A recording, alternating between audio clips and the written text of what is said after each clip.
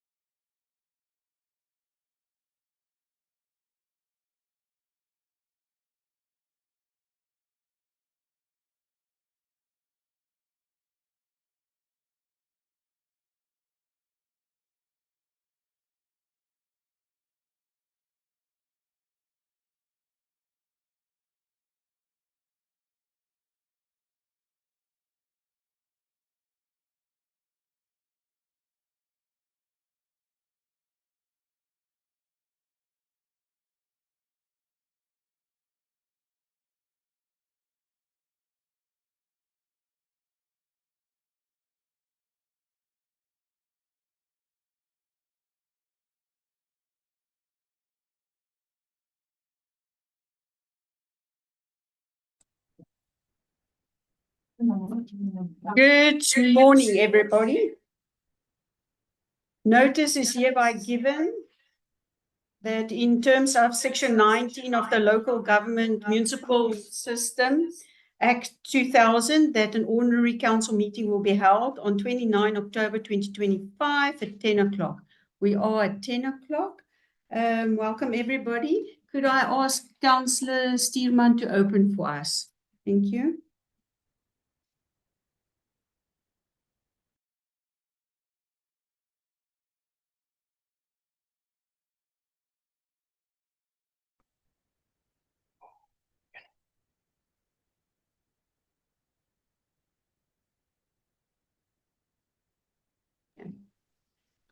Good morning, Honorable Speaker. Am I audible?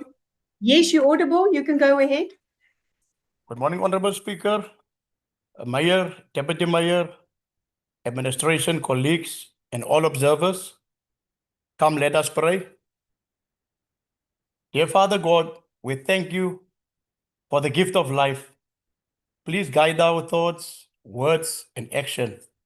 Please, Lord, let us find peace in cases where we're uncertain. Please guide us through this council meeting. We ask this in your mighty name. Amen. Thank you, Lord. Thank you, Honorable Speaker. Thank you very much, Councillor. I'm quickly going to do roll call. I've got an apology from Councillor Zali, but I'm quickly going to run through it. Councillor Alexander, are you present?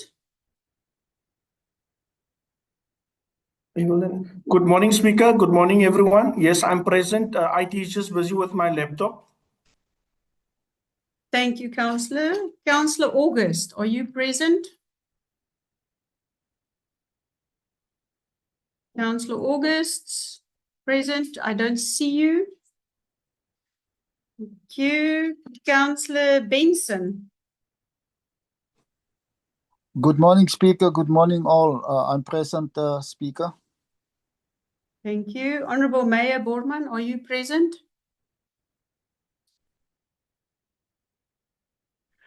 Morning, Speaker. Yes, I'm present. Thank you, Mayor. Councillor Ludlu, are you present? Morning, Speaker and everyone. I am present. Thank you. Thank you, Councillor. Councillor Foley, are you present?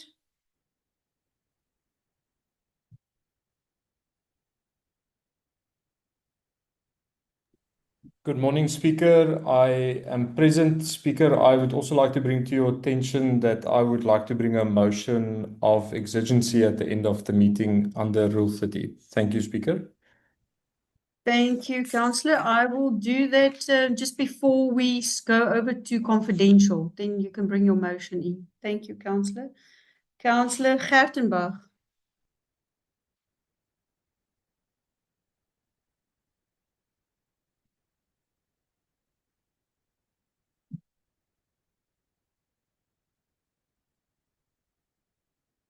Councillor Gertenbach.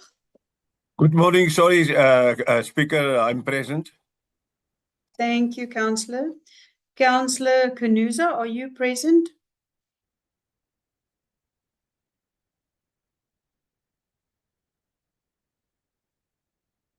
Councillor Kanuza, are you present?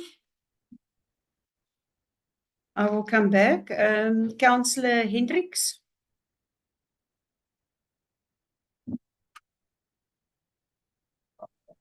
Good morning, Speaker. Good morning, everybody. I'm present, Speaker. Thank you. Thank you. Thank you very much, Councillor. Councillor Haystack.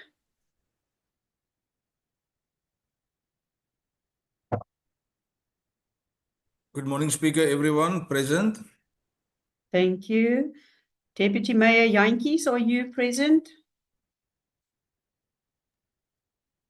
Good morning, Honorable Speaker and all colleagues in the meeting. Yes, I'm present. Thank you. I am present. Councillor Maria. Next one, Councillor Mbandana, are you present?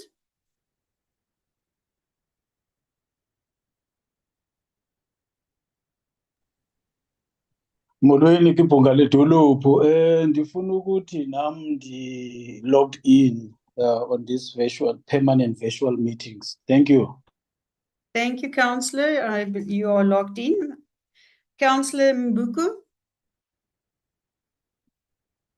Good morning, Speaker. Present. Thank you. Councillor Zelani, are you present? Good morning, Speaker and everyone. Yes, I'm present. Thank you. Morning. Councillor Nichols, are you present?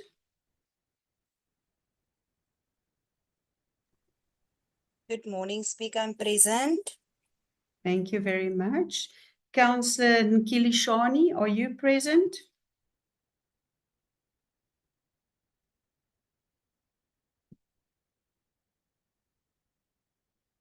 Ivulekile into yenu.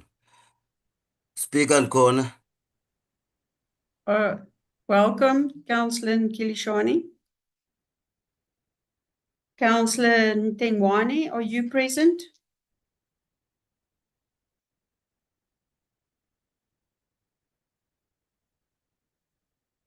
Councillor Ntengwane, are you present? Good morning, Speaker. Good morning, all. I am present, Speaker. Thank you. Welcome. Councillor Nshota. Morning, Speaker. I am present. Thank you. Councillor Willifant.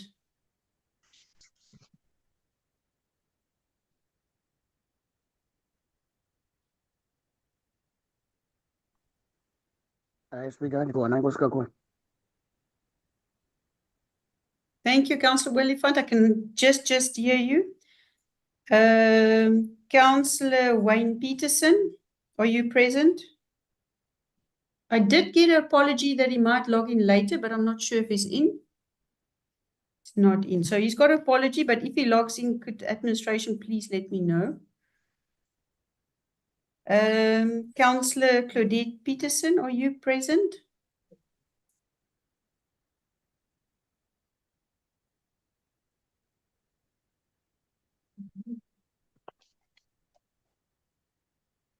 Councillor Claudette Peterson. Good morning, Speaker. Good morning, everyone. I'm present. Thank you. Welcome.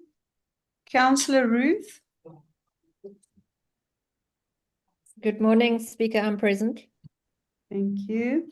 Councillor Stearman opened for us, so he is present. Councillor Volji, are you present? Councillor Volji, I don't see her. We will move on. Councillor van der Linde.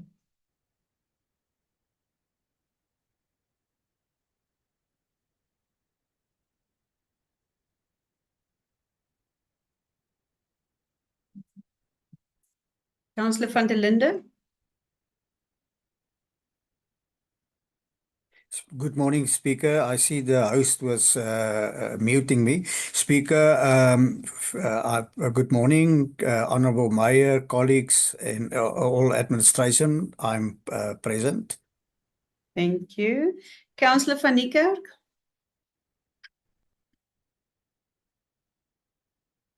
Present, Speaker. Thank you, Councillor van Niekerk. Your sound is very vague, but I did hear you. Councillor Yali has put in an apology. I don't think he's in. Is he in? He's just very sick. Welcome, Councillor Yali. I can see your thumbs up. I believe you are with a bad flu. Councillor Zana.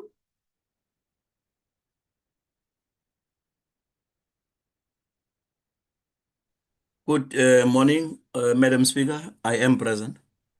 Thank you very much. I'm just going back. Councillor August.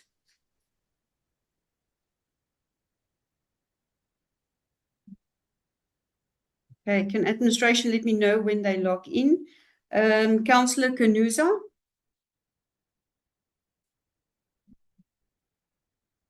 Also, when this councillors log in, Peterson did apologize, and same with Councillor Belgi. Okay, I'm going to move on. Let me know if some of the councillors log in. Is Councillor Belgi in? Councillor Belgi, are you present?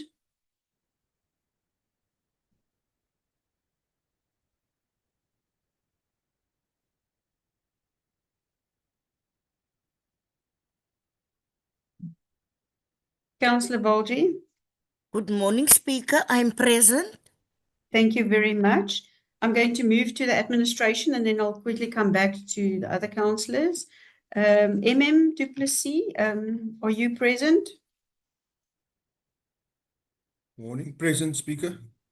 Thank you very much. Deputy MM De Jager, are you present?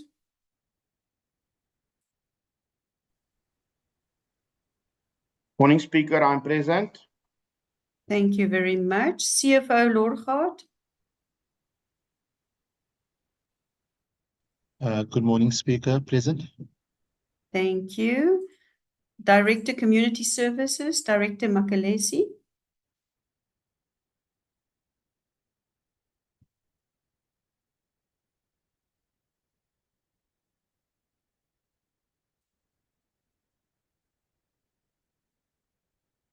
Director Community Services, Director Makalesi. Thank you, Speaker. Good morning. I am present. Thank you, Director. You very in the background. Your sound is very, I think, just put it up for if questions are asked, I can hear you. Ms. Opperman, Legal Service, sitting with me. Director PDT, Rakamawela, are you present? Good morning, Speaker. I am present. Perfect. Your sound is also perfect. Ms. Rousseau is sitting with me. Director Civils, Mr. De Kok, are you present? I read here, he's put an apology in, so Jacques de Toy is standing in. Jacques de Toy, are you acting director standing in for Mr. De Kok? Yes, morning, Speaker. Present. Thank you. Thank you very much. Then Director Electromechanical, Mr. Medat.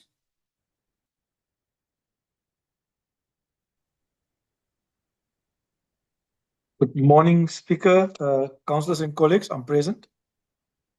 Thank you very much. Then Community Services sitting with me. Can I ask the administration just to keep an eye, let me know when councillors do join and the time that they join and when councillors leave as well.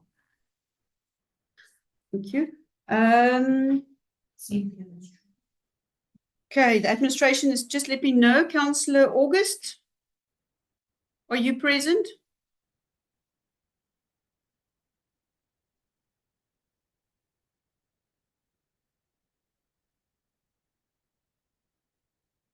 Councillor August, I can see you are in the meeting.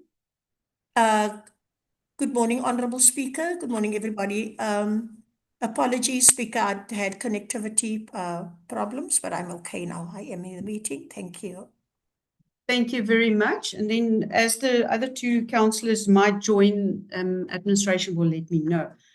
Then we've done roll call. We don't have presentations. Do we have any acknowledgements, condolences, and congratulations?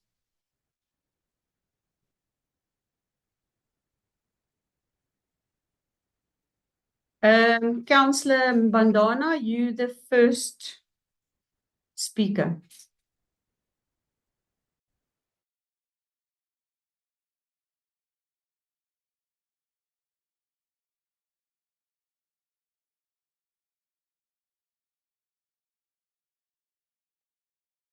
Councillor Mbandana, you are the first speaker.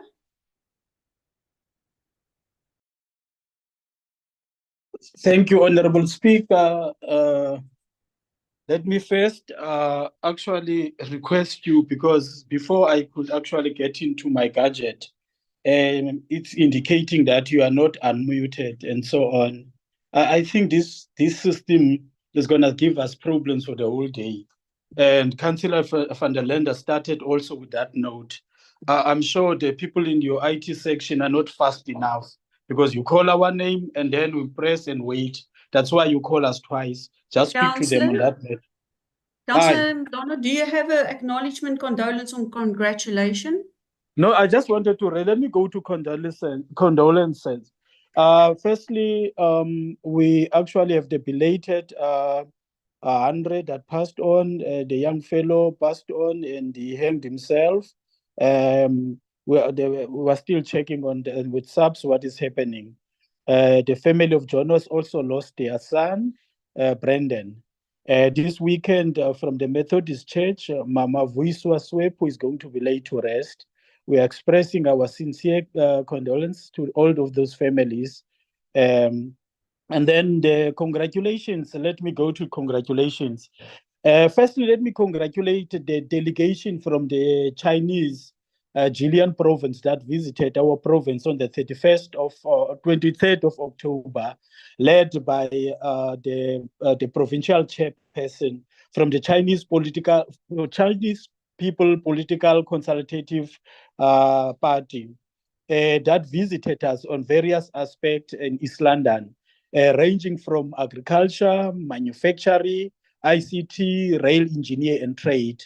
We welcome the Premier Oscar Mabuyane for his actually forward thinking in terms of taking away this province from the economical doldrums and also poor economic performance into leading the province. Definitely, those are the parts that I want to congratulate on. Thanks, Chipika. Thank you, Councillor. Honourable Mayor, you the next speaker. Thank you very much, Honourable Speaker. I'd like to start with condolences to the Manuel family of Julio Manuel. Julio was a general worker in the Kago municipality working on the roads team, and he sadly passed away. And we would like to just share our condolences from council side to him and to his family. Yeah, we've given some support and so forth, but we just wanted to send our regards to his family. Then secondly, I would like to congratulate the Hankey Villagers Rugby Club on their amazing performance in the final of the Second Division Rugby Championship over this weekend. Congratulations for them, or the Middle Division, and congratulations to them for winning the actual cup. And we are really extremely proud to next year have 3 teams in the Premier Division of the province of club rugby in the province. And so we're really proud of Hankey Villagers. We're really proud of the Jeffreys Bay Rugby Club, who's also now qualified for the Premier League, as well as Kruisfontein Rugby Club, who's already in the league and doing extremely well and actually playing quarterfinals very soon. So we're really proud of our rugby teams all over the municipality for amazing performances. Thank you very much. Thank you, Honourable Mayor. Councillor Nkilishani, you the next speaker.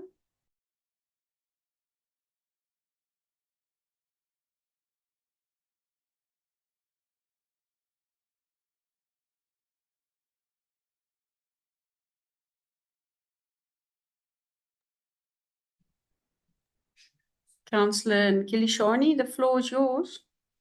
Thank you very much, Speaker. As the Economic Freedom Fighters, we would like to express our sincere condolences to the Togo and Jonga family for the loss of their grandchild, Uliko Togo. He will be laid to rest on 1st November, ePheti, KwaNdlambe location. Sithi kusapho lwamangwevu akuhlanga lungehlanga. I thank you, Speaker. Thank you, Councillor. Councillor Foley, you the next speaker.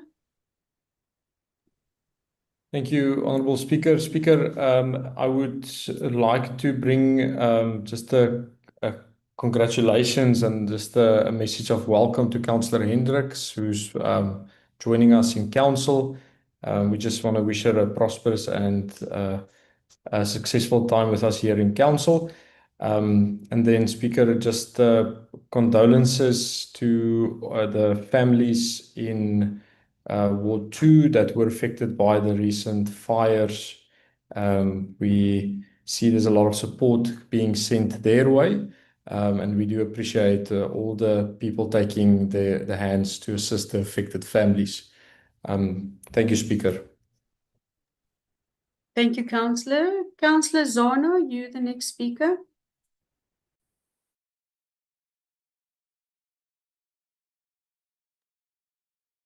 Thank you, Speaker. Am I audible? Yes, you are. Okay, thank you, Speaker. And good morning once more to everyone in the meeting. Speaker, I think the first one, I would want to raise a motion of exigency when you allow, perhaps in the end of the meeting or after, I don't know when. Can we perhaps just respond to that first? Yes, Councillor, I allowed it after Councillor Foley's motion. Okay, thank you very much, Madam Speaker. Then my mind also is perhaps to rise, Madam Speaker, on these ones of condolences.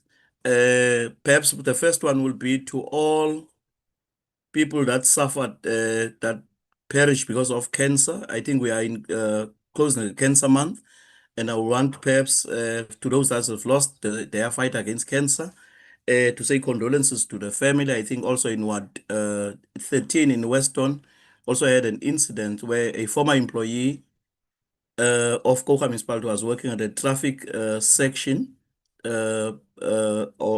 gave in also to the fight, but also want to encourage others to keep on the fight, Madam Speaker. Madam Speaker, then the second condolence is what I want to raise pertaining a incident that happened yesterday where Likona Kota, who drowned in the Gamdus River, the section of Milton. Yesterday, his body is still not recovered by the diving teams. We believe and trust God that today they will be able to retrieve his body. And condolences to the Kota family that are staying there in Silvertown in Ward 9. He's only 15 years old, Speaker. The last one, perhaps, I also want to perhaps to rise, Speaker, on a congratulatory note to congratulate Henke villagers, as the mayor have said, the middle 12 champions of the Grand Challenge that will be participating in. We so wish that the sports field that they are currently using can be bettered so that they are able to compete at the highest level of rugby, Madam Speaker, and funds are not perhaps taken away from them. Thank you very much, Madam Speaker. Thank you, Councillor. Councillor Oliphant, with your acknowledgement, condolences or congratulations.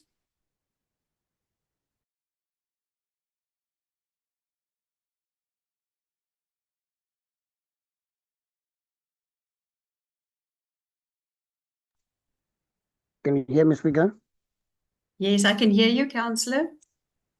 Speaker, can I equally, before I start, can you please speak to your staff? They must remove this thing when you want to raise hands.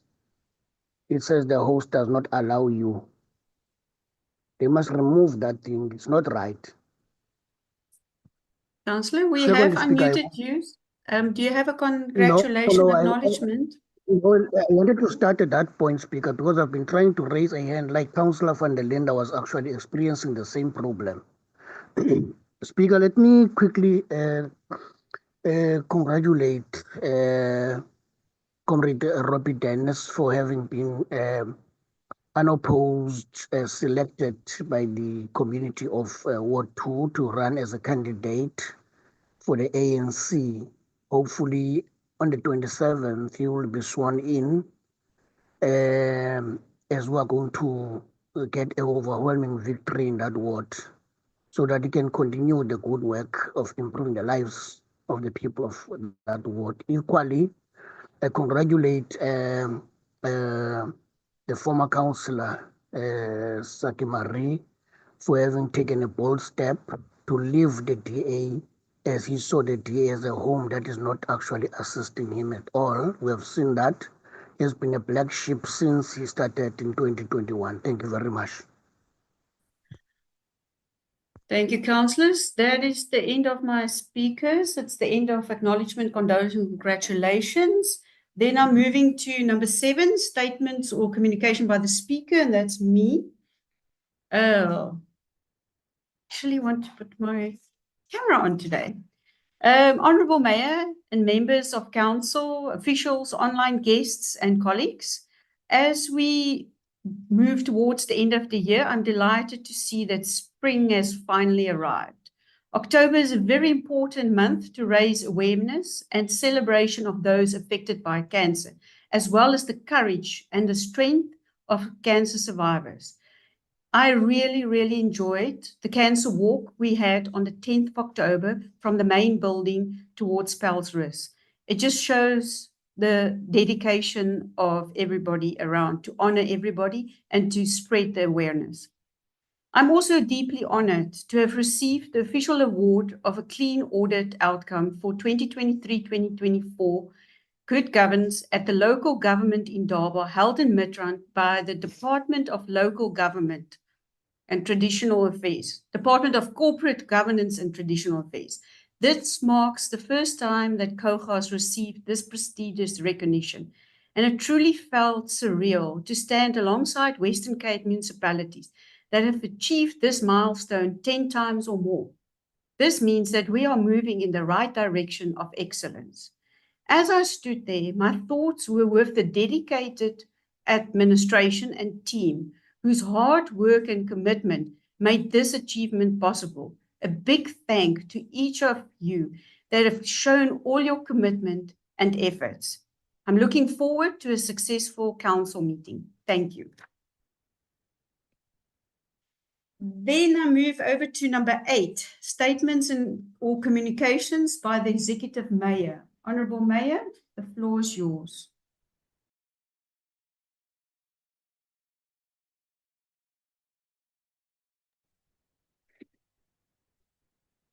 Thank you very much, Honourable Speaker. It's really wonderful to be able to, and a privilege to be able to address the Council this morning. Speaker, let me start off with some very good news, and obviously, as you also mentioned, I do want to thank you for representing COGA at the awards evening, the cocktail awards evening for our clean audit, which is obviously a massive privilege and really is something that we are very proud of. The current audit process is getting to its final stages. We're hoping to get an outcome towards the end of November.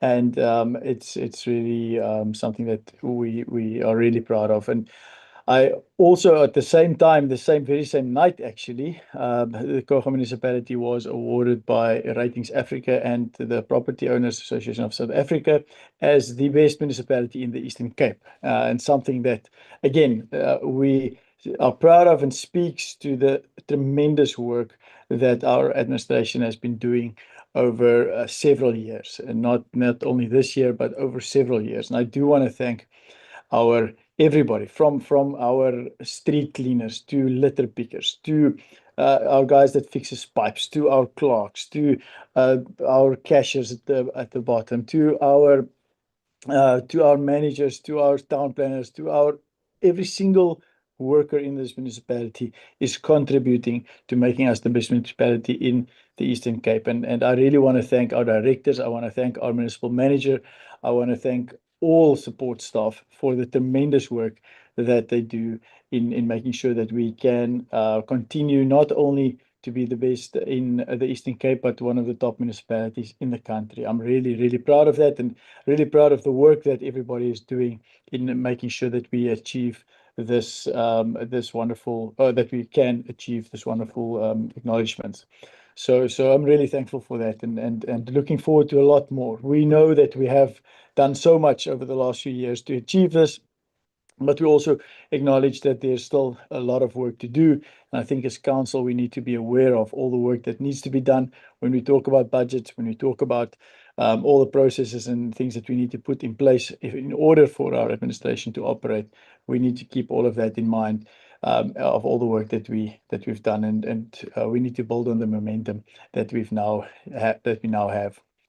Speaker, I also want to welcome and congratulate Councillor Amore Hendricks for in this, I think it's her first council meeting, and it's really an honor to have you in council, and we wish you all the best for the season and the term that you'll have with us.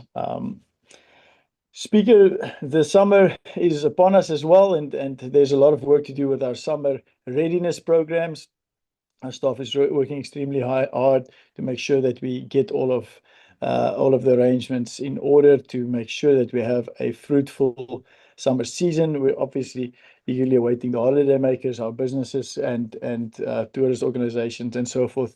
Really depends on the summer season to be really, really effective and really, really successful. And obviously they depend on us to make it very successful. So I want to reiterate this urgency to get things ready. I want to reiterate that to our MM and our directors and our managers who works diligently to get this done. I want to just make sure that we are all ready for the summer season and that it's going to be a packed season, and we're really excited to have all the holiday goers here. Our award as being the best in the Eastern Cape is not just something nice to say. It is a step forward, Speaker, to becoming what I have now been saying as calling a blueprint, but a model or an example of what a flourishing South Africa can look like. And that's what I would like to see us as a municipality become. Not the best in the Eastern Cape. It's great to say, but it's just here and then it's gone. The same as the best in the country. It's really wonderful, and it must be one of our achievements. But far more than that, I would like us as a municipality to be a model of what a flourishing South Africa can look like. And that has a lasting effect on our residents. And that is something that has a lasting effect on the way that we function as a municipality. And that's what I would like to see. And that is why we have identified certain key priority areas. And I want to reiterate that to council again, so that we are aware of it and so that we are really focused on what we need to do to make sure that we become this model for South Africa. And we need to make sure that firstly, our road infrastructure is functioning well. So in order for people to be connected to job opportunities, if we don't do that, we might as well pack up and go home. We need to make sure our road infrastructure is up to a massively high standard. That's why we are spending a lot of money in making sure that we upgrade gravel roads from gravel to tar. That's why we are resealing 71% of our entire tar road network. We are resealing that. I don't think there's another municipality in this country who has in one go resealed 71% of their surfaced roads. And that is something that we should be extremely proud of, and something that must be continue to be a massive focus, because 71% is not 100%, and we will continue obviously until we get there. And that's an ongoing maintenance thing. Road infrastructure is critically important. Secondly, our safety and security is tremendously important. While safety and security is not a municipal function, we must emphasize this wherever we go, that a safe municipality is a thriving municipality. We want our towns to be safe. We want our communities to be safe. Again, not because it's nice to have, because when communities feel safe, there is opportunities. There's more and more opportunities for people at the end of the day to have a better life, and that's what we want to see. So safety and security is something that we'll continuously be improving on and moving forward on. Thirdly is our electricity rollout plan, and I'm extremely excited about the tender that has just been awarded for electricity generation in terms of battery storage. And there's some really exciting news that's coming very soon as far as our own energy plan is concerned, our long-term energy plan, in order for us to become less reliant on Eskom, in order for our residents and our businesses to pay less for the electricity that they use. Because once again, it means that if people pay less for electricity, it means it's more money in their pockets, it's more money to have a living, to make a living with, because the cost of living has increased so dramatically over the last few years. Speaker, fourthly, it's important that we spend a lot of money and time and energy on making sure our wastewater treatment works are of a high standard. We cannot ever allow a sewage to run in our streets or in our ocean. It is unacceptable, and therefore we are spending a lot of money. And the KwaNoMzamo wastewater treatment works is a good example. The Jeffreys Bay wastewater treatment works is a good example. The Luri fountains that we have, ponds that we have there is being upgraded. We're spending a lot of money. Hankey's wastewater treatment works being upgraded, and all our wastewater treatment works must be of a high standard, and that is why we're putting in a lot of effort to make sure that is dealt with properly. Speaker, then lastly, maybe before I go to the last one, I should just mention that our water is continuing to be a concern to me. water, not water quality, because we've spent a lot of money and time in making sure that we've got quality water in all our communities. But the quantity of water is a growing concern. Our Coega Dam is already at around 60% and falling very, very quickly, as well as our other dam levels are even lower than that. And that remains a concern, that we are not making quick enough progress to get more and more water in our water resources, and that must continue to be a priority. Lastly, Speaker, we must be a municipality that cares for our residents, and that is a job that not only is ours as council, but it must be a job that is front of mind to each and every single staff member in this municipality. And I therefore implore our municipal manager and our directors to make sure that this is taken extremely serious by every single staff member, that our residents must feel like they matter. Our residents must feel like they are safe. Our residents must feel like they are a valued customer in this municipality. And we will continue to make sure that customer care is a high priority, one of the highest priorities in this municipality. And therefore, we've done numerous things to make sure that we are accessible, that we respond quickly to residents' queries. Our call center is doing an amazing job. Our teams are on the ground quickly. Our fire brigade, as we saw yesterday, where the fires reacted so extremely well. It is important that our customers, our residents, feel like they are valued in our towns, in Coega municipality, and that must be the highest priority. So I want to just end off with that us as council understand where we are going as a municipality. These are our main priorities. We are also now in the final phases with the current IDP process plan, which are ending in about 2 weeks' time. That process is finishing. We've been going to town halls. We've had a very successful online meeting where over 12,000 people has viewed the content that we put out there. Our IDP is open for inputs at this stage, and we are taking it very serious that our residents matter, and we need to get more and more input and feedback from them. And I'm really happy with the progress that we've made so far. So, Speaker, thank you very much for that. Thank you very much from me to you also for conducting this council meeting very well. And I'm really positive about the progress that we're making, the decisions that we're making in council in bringing these focus areas and the direction that we want to move to fruition. Thank you so much. Thank you very much, Honourable Mayor. Before I move to disclosure of interest, I just want to say welcome to Mr. De Lange, the chair of the Coega Audit Committee. So welcome that you've joined us as well. Then, are there any disclosure of interest on number 9? I don't see any hands. No disclosure of interest. Then I'm going to move to statutory matters, number 10. We don't have any. Number 11, minutes of the previous mayoral committee meeting for information. Point 11.1 from page 8 to 17. Any questions, any proposals on these minutes?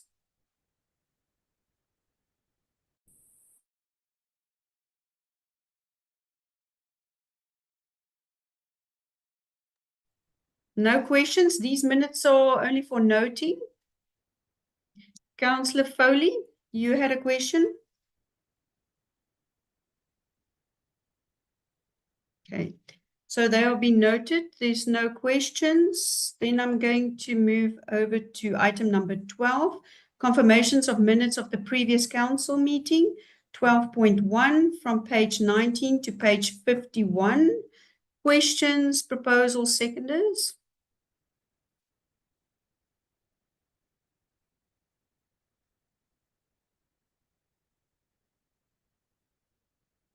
Any questions? Anybody proposing these minutes? Councillor Gertenbach. Thank you, Speaker. I want to propose that we accept these minutes. Thank you.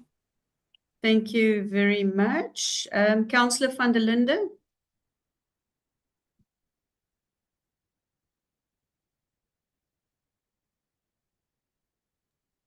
I will second it. Thank you, Speaker.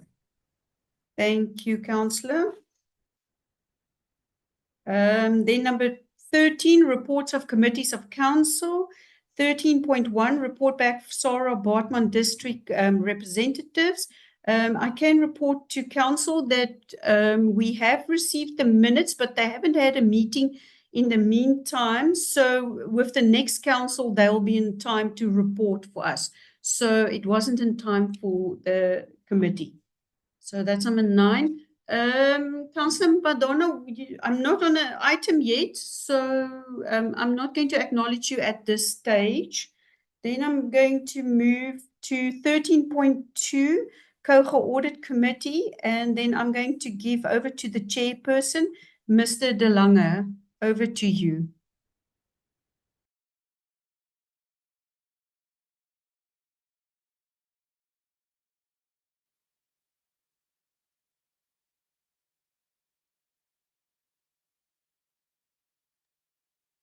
You may proceed, Mr. De Lange. I can see you have unmuted yourself.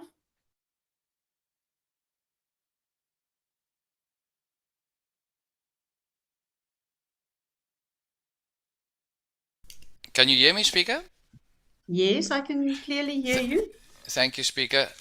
Yes, the minutes are there. I take it as read. If there are any questions, Speaker, I'm available to answer them. I can just say that the Audit Committee is functioning very effectively. The committee has the support of the administration, the the Secretariat. You will notice that the minutes are a very accurate record of our proceedings. And of course, internal audit supports us, and we're able to perform our mandate in terms of the MFMA and our charter. So I'm available if there are any questions. Thank you. Thank you, Mr. De Lange. That was the minutes, and it was KIC2 COGA Audit Committee assessments. I don't have any speakers on this item, so I take it that everybody's read it. Thank you for your contribution and all your hard work that you're also committing on that. They both are just for noting for council. So then I can move over to 13.3, Rules and Ethics Committee. We don't have anything at the moment on the rules, because we haven't had a committee yet. Then I move to 13.4, Municipal Public Accounts Committee, minutes of the Municipal Public Accounts Committee, impact. I'm going to give over to Councillor van Niekerk.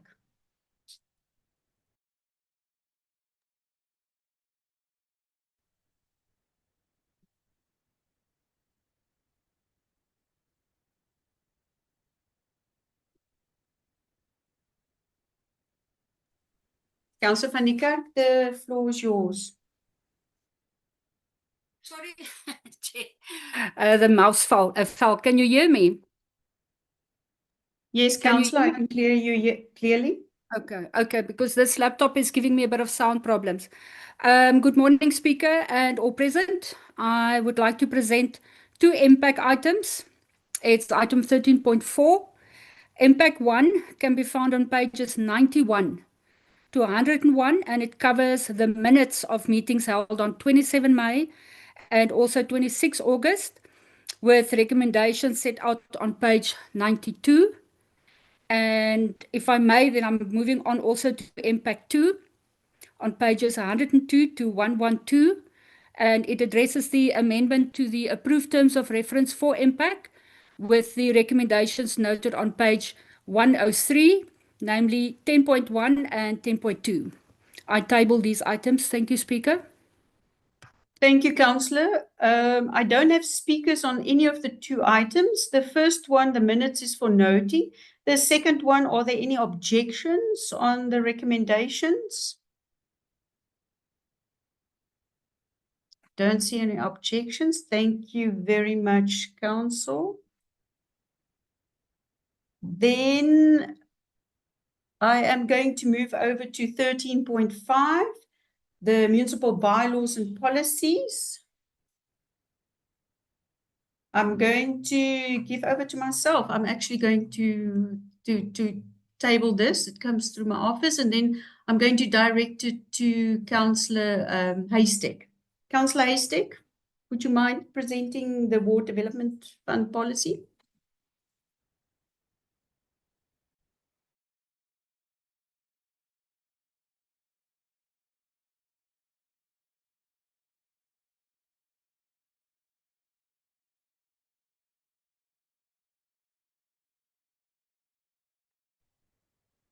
Councillor Haystack, the floor is yours. Sorry, Chair, can you hear me? Yes, I can clearly hear you. Thank you, Chair. There's only one ward policy that came through, and it's the Ward Development Fund policy. It was before the Policy Committee on the 9th of October, and the recommendations are as follows: that the Ward Development Fund policy be approved by the Municipal Council for implementation for date of this council meeting, that the Ward Development Fund be uploaded onto the municipal website, that the previously approved Ward Development Fund policy by the Municipal Council be repealed, and that the Ward Development Fund policy be circulated to all councillors. Thank you very much, Speaker. Thank you, Councillor. My first speaker on the item is Councillor Foley.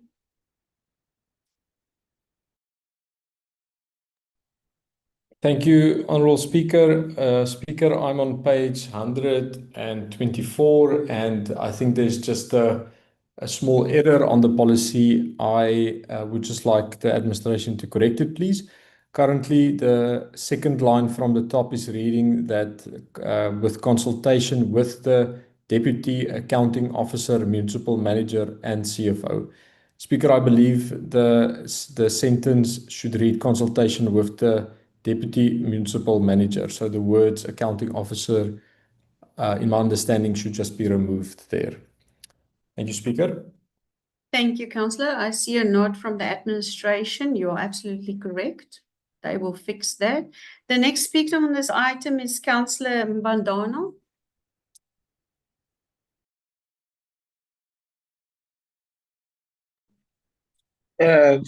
Thank you, Chair. Chair, we welcome the item. Also the increase in terms of the FISPAS, in terms of the Ward Development Fund. However, Chair, we are actually raising as African National Congress on issues that are approved and non-approved.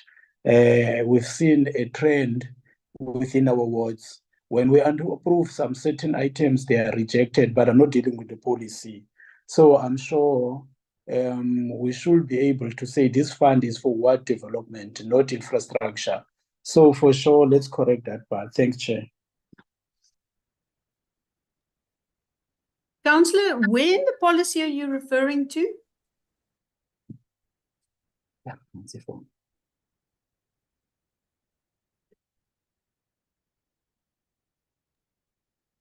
Councillor, did I understand you correctly? You're not referring to the actual policy, just the implementation. Absolutely. I'm sure the policy is good and it's good for endorsement. However, there are issues that are actually emanating from the practical side of implementation of the policy, which are hamstringing its implementation. It's definitely sure it's the issue of implementation. That's the problem where it is. Thanks, Chair. Okay. Thank you, Councillor. You're also welcome to write to my office for all the practical behind the implementation of it. I do not have any other speakers on it. Do I have any objections on this policy?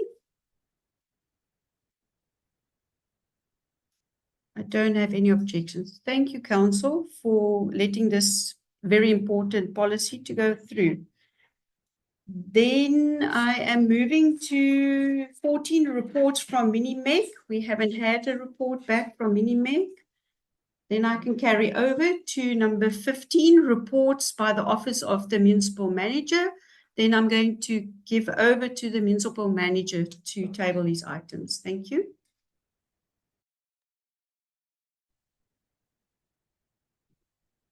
Thank you, Speaker.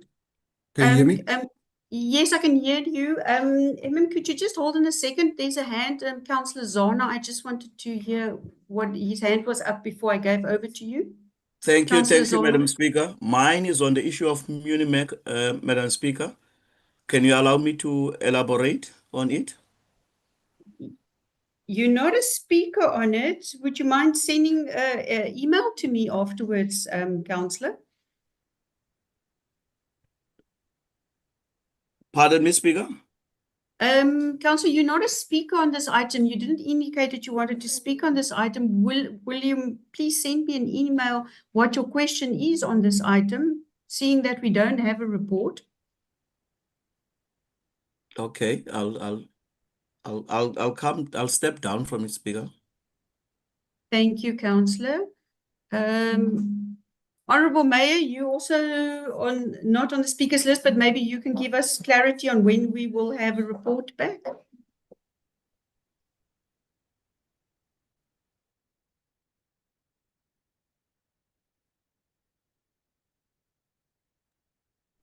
Thank you, Speaker. Speaker, yes, perhaps I can just clarify why there's no report. The reason why there's no report is that because there hasn't been a meeting. We haven't. The Premier has called for a meeting which is taking place on the 11th and 12th of November. So in 2 weeks' time, we'll have our next meeting, and we'll then have a report following from that meeting in our December agenda. So there hasn't been a meeting. That's why there's no report. Our last meeting, I think, was in February. So we'll have to wait for December. Thank you very much. Thank you so much, Honourable Mayor. Councillor Zana, I hope that answers your question as well. So as soon as we have it. Yes, Councillor Zana. Thank you, Speaker. Yes, the question is answered. Thank you to the Mayor for that. But he indicated just clarity on what he said, that the last meeting that was held was in February, and I don't recall that we ever had a report of Munimec. Can you just clarify that, Speaker, through you? Thank you. Okay, I will check in the archives and things and come back to you in writing, Councillor. I will do that for you. Thank you. Then over to you, MM, for your items. Thank you. Thank you, Speaker. First item is item 2510 MM1, and it's the appointment of a COGA Audit Committee member. The report is from page 130 to 132, and the recommendations are on page 132. Thank you, MM. My first speaker on this item is Councillor Nkilishani.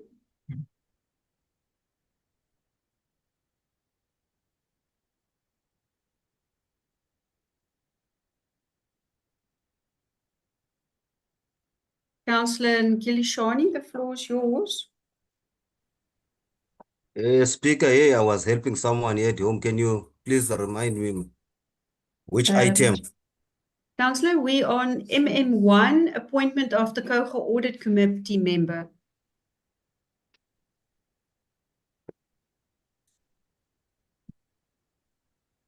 No. I'm not the speaker on that item, Speaker. Okay. There Thank you, must be Councillor. some mistake. Then Yeah, I'll I'm not move the to. speaker then. Thank you, Councillor. Then I'm going to move to Councillor Zana. That's the next speaker.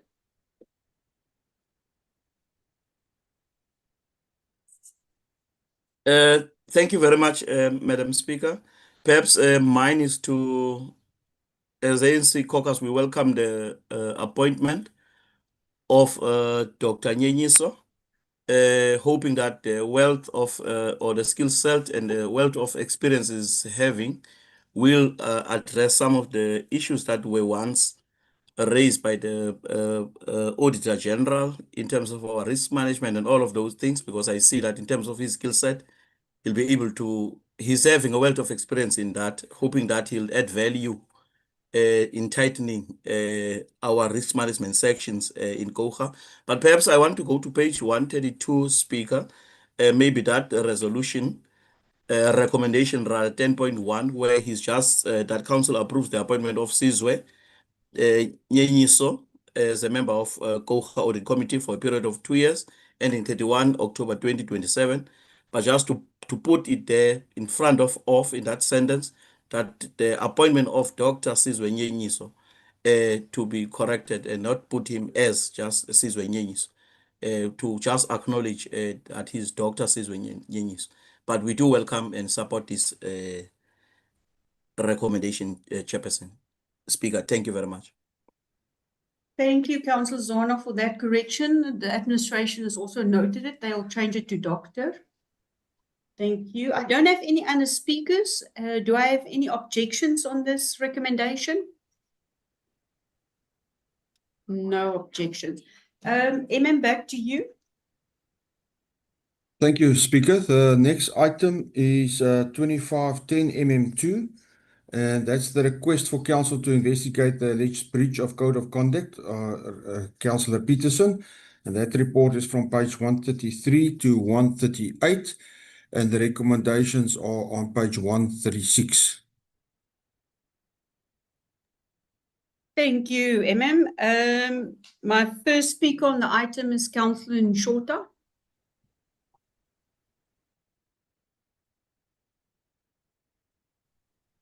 Thank you, Speaker.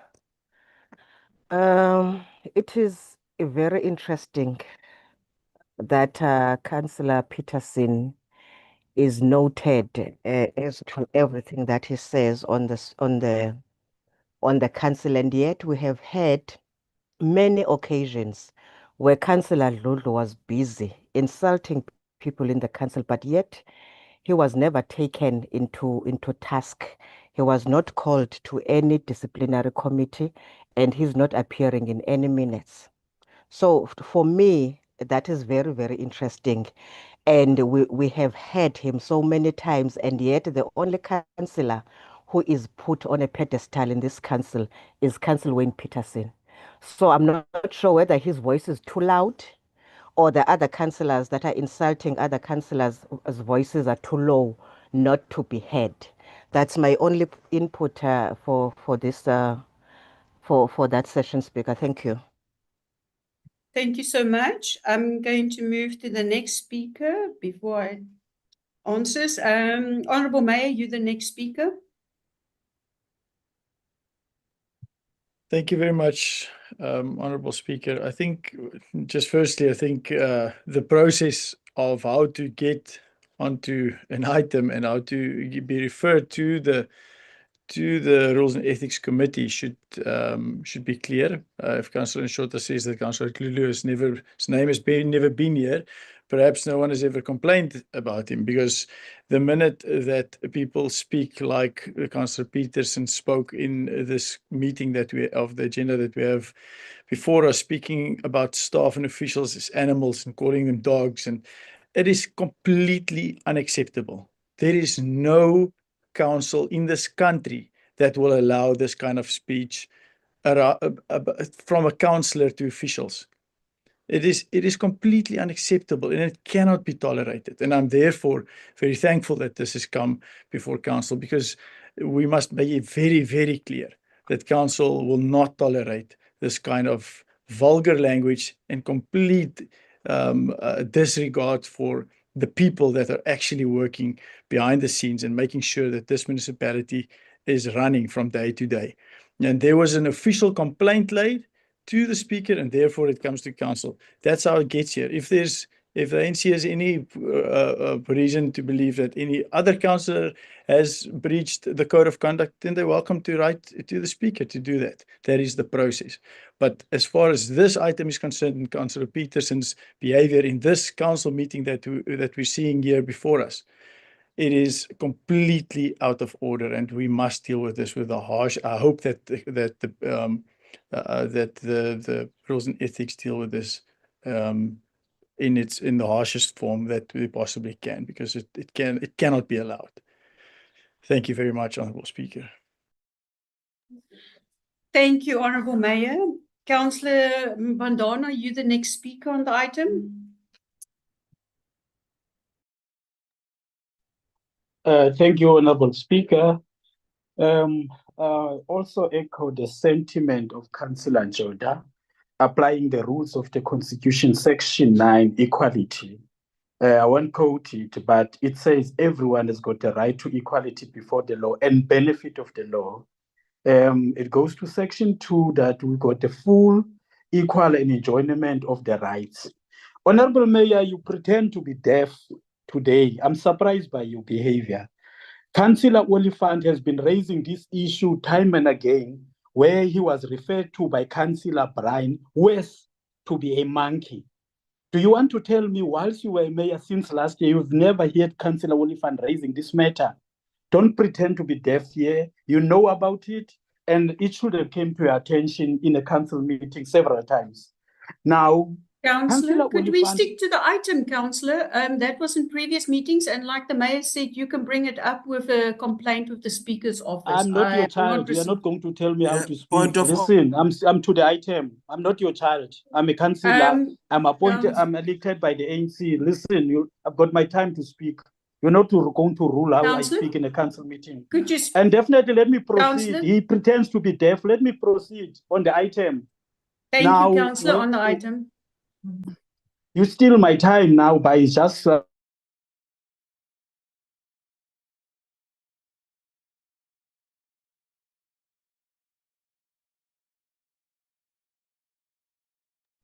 Councillor, you may proceed. You see, that's why Councillor Peterson was angry. I'm muted now, and he became angry. He referred to a doggish treatment. It's because of this behavior. Why should I be unmuted when I'm still speaking? Why should I be unmuted? Do you not want the public to hear what are you doing to us? You want only to apply the sledgehammer and treating us bad as African National Congress. We've got political rights here. Section 19 of the Constitution says that we've got political rights as citizens. You cannot deny me Councillor? that right. Councillor Let me go to Maphodona? Councillor Peterson and Councillor Oliphant. They've been victimized by the DA deliberately because Councillor? they speak content and sense. Why should I listen? I'm speaking. Listen, Speaker. Councillor, They speak sense could we and please content. quickly These charges mute is Councillor just Maphodona? Thank you. Councillor Maphodona, according to Rule 31.3, if the Speaker asks you to be silent for a bit, then you're supposed to be silent. If you don't listen, then I make you silent, and then I'll give over back to you because you're speaking over me. So please give me an opportunity and I'll give back. Please stick to the item, and if you have an issue with any of the councillors, you are welcome to log the call and the issue with the Speaker's desk. Over back to you so you can comment on the item in front of us. Thank you, Councillor.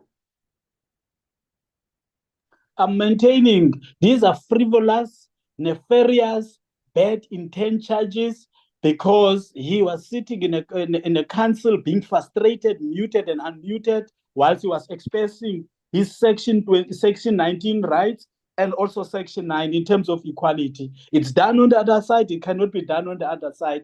We are still standing behind our councillor in support of what he was arguing, the content in which he was arguing in council. We are not here invited by the DA to be babies of you. Ons gaan nie julle tamies kom drink nie. Ons drink nie tamies van the DA. We are not going to be rendered even useless by you. Thank you. Thank you, Councillor. My next speaker on the item is Councillor Nikile Shani.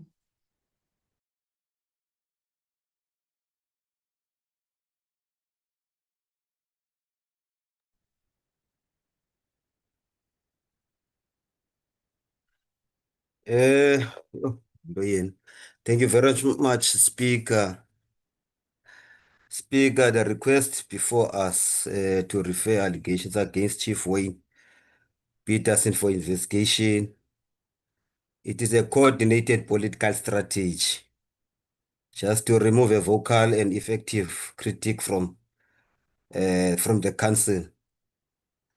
Chief Wayne, like many of us, he was frustrated by the system or method which was used on that day where your staff was responsible for unmute or mute on the day. You are obsessed with Councillor Peterson, and this must stop. You are quick to send people to that slaughterhouse or to the ethics committee, but you are failing to discipline your own councillors from the DA.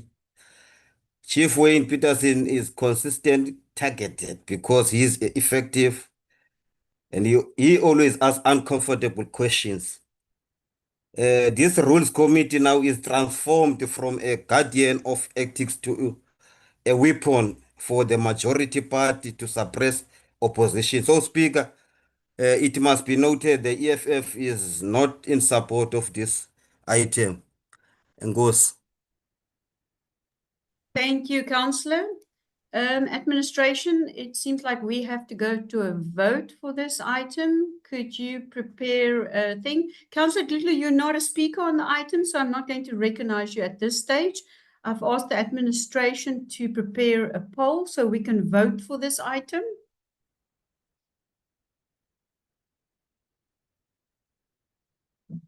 Thank you, councillors. It is in front of you, so please vote.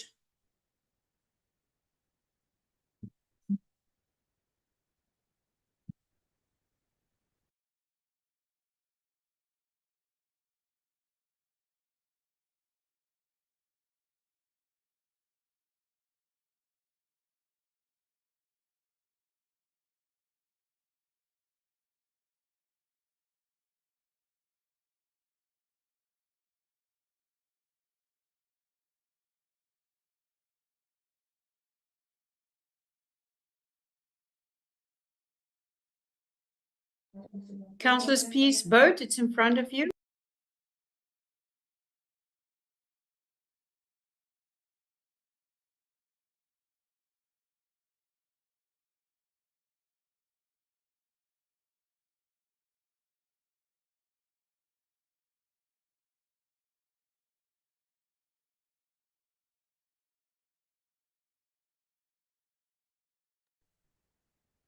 These councillors, I'm going to allow 30 seconds still.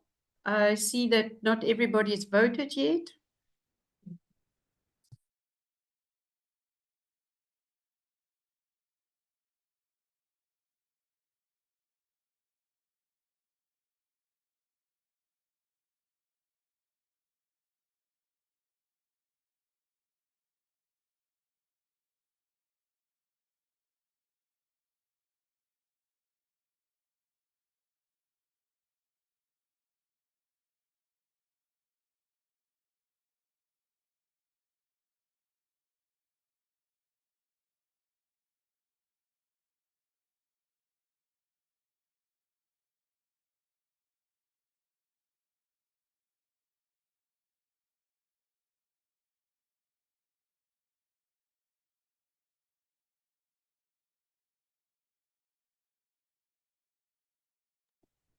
Councillors, we're going to close the poll. Please, 2 seconds. Please vote.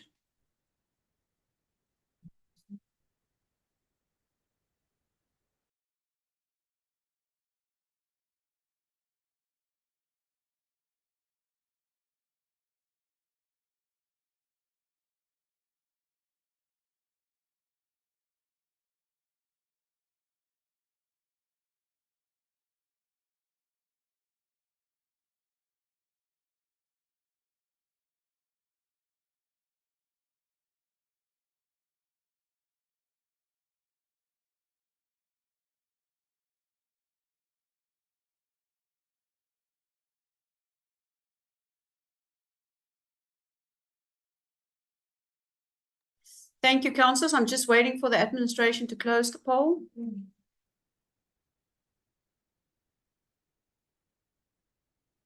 Okay, can I get the results? It's 14 in favor, 10 not in favor, 1 abstention. So it's 14 in favor, 10 not in favor, 1 abstain. So the motion carry. It's the majority of people present. Thank you, councillors, for voting. Then we are over with number 15. Then I'm moving to number 16, reports by the Office of the Deputy Municipal Manager. Deputy Municipal Manager, over to you.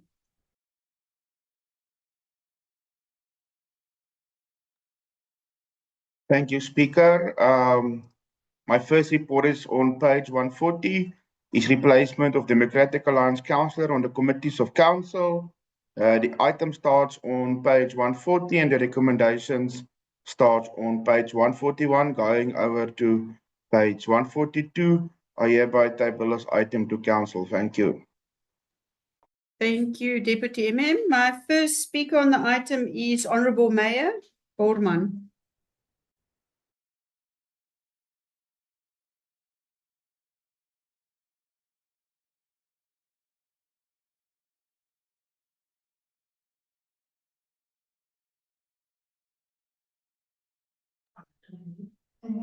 Honourable Mayor, you the first speaker on the item.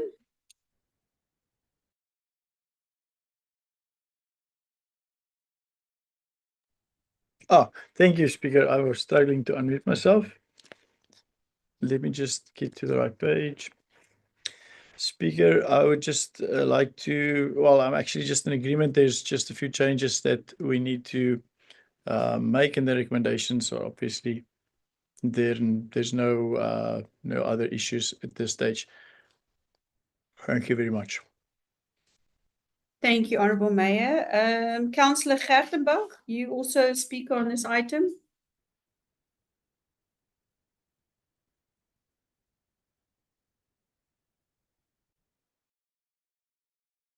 No, Speaker, I'm not a speaker on this item. I was on the previous item. Thank you.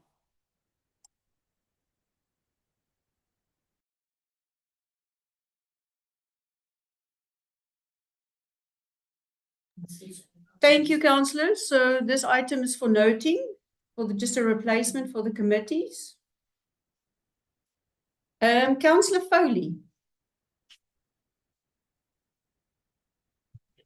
Thank you, Speaker. Speaker, I think you missed my name. I am a speaker on this item.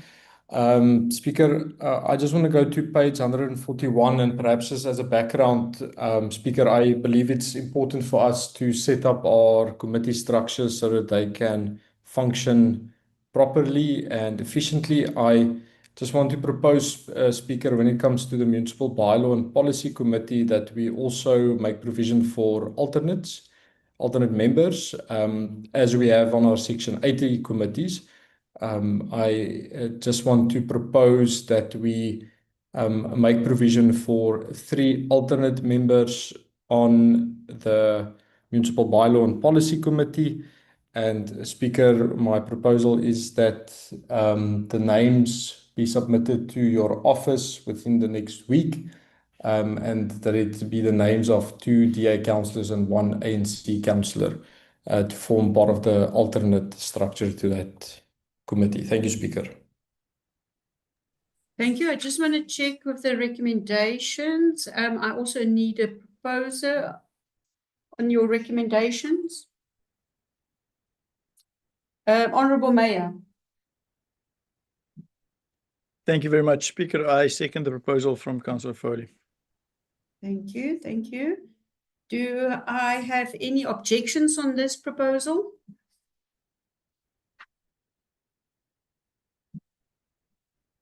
Thank you, councillors. Then we accept the motion with the recommendations. Thank you. Then Deputy MM, you may follow to DMM 2.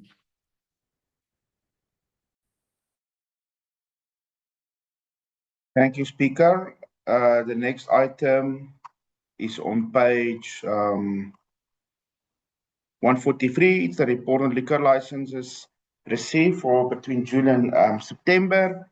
The recommendation is on page 145. To note, it must just be noted this item is just for council to submit the liquor license that has been received, and by my delegated authority, comments are done and the committee sits and it is sent to the liquor board. The municipality does not approve or not approve liquor licenses. We only indicate where we support or not support. In terms of the legislation and the bylaw, there is some items that we have to adhere to, as we don't want same tragic incident that happened last year at several establishments. Thank you very much. Thank you, Deputy MM. My first speaker is Councillor Gertenbach. I think I swapped him. I looked at the emails where I had the speakers. So, Councillor Gertenbach, this is the item that you actually supposed to be the speaker on. Thank you, Speaker. Just a question of clarity. If you look at the Gamtoos Ferry Hotel and some of the others as well, all the other departments approved the application. It's only in town planning where they said there's not the plans is not available or it's not updated. My question is, must they resubmit the plans to the municipality, or does they submit it directly to the liquor board? The reason why I ask the question is we approaching the festive season, and a lot of these businesses or liquor license depend on the coming festive season, and if it cannot be expedited so that these licenses can be approved. Thank you, Speaker. Thank you, Councillor. I'm going to give over to the next speaker, and then I will give afterwards back to the Deputy MM. Councillor Zana, you're the next speaker. Thank you, Madam Speaker. I think I must appreciate perhaps the presentation of this item by the DMM, Mr. De Jager. I think he clarified a lot of issues in terms of that it's not actually them that are approving or not approving liquor licenses, but it's on Eastern Cape Liquor Board.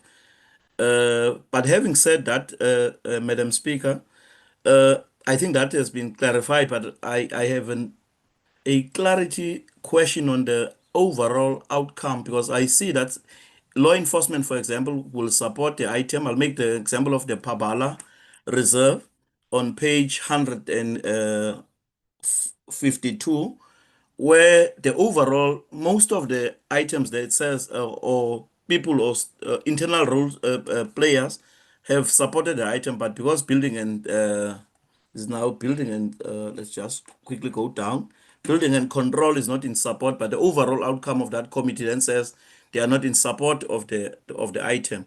I also want to check on the aspect of the public participation, because I'm asking myself on this one on page 153 at the bottom, Madam Speaker, that says the public participation, there were no minutes of consultative meeting with the public. Now, my question here is, this place is a nature reserve that it's there in the Bundus, where their next neighbors is 5 or 10 kilometers away almost, or okay, I'm exaggerating, maybe 5 kilometers from them, very far from them. Now, how possible is it to have a public participation meeting with such an establishment? Have they ever engaged the liquor board on that particular aspect? But I know it's also a requirement, because if we were to say that let's bring Pabala or the applicants Pabala to Henki, of which they are not staying in Henki itself, and then have a public meeting where people of Henki will feel that they are not going to be affected by Pabala because there's no school near to them, there's no place of worship, and all of these things that I'm looking at. But I just wanted clarity in terms of that. How feasible is that particular aspect of this? Then the last question I have, Madam Speaker, before I step down, is on the outcome, because I see that some of these establishments that have applied here already do sell alcohol. There's, whether it's on or off consumption, they do already happening.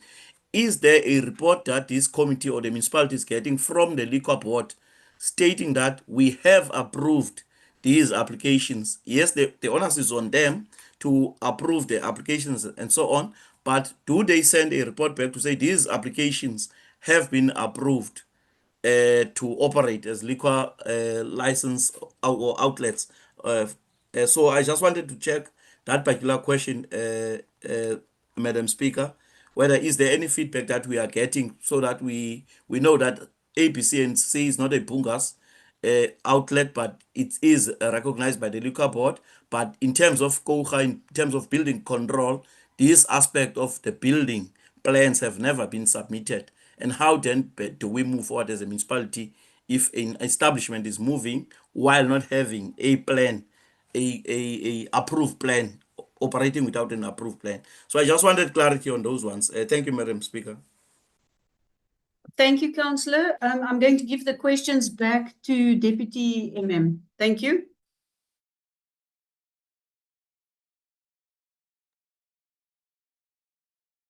Thank you, Speaker. So first, thank you for that question. So first of all, as I indicated, the liquor board, the comments are sent to the liquor board.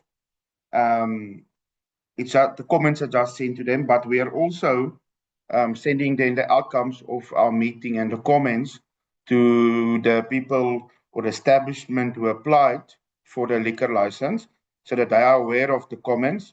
And some of them are then very responsive in terms of amending their building plans or adding fire hydrants or etc.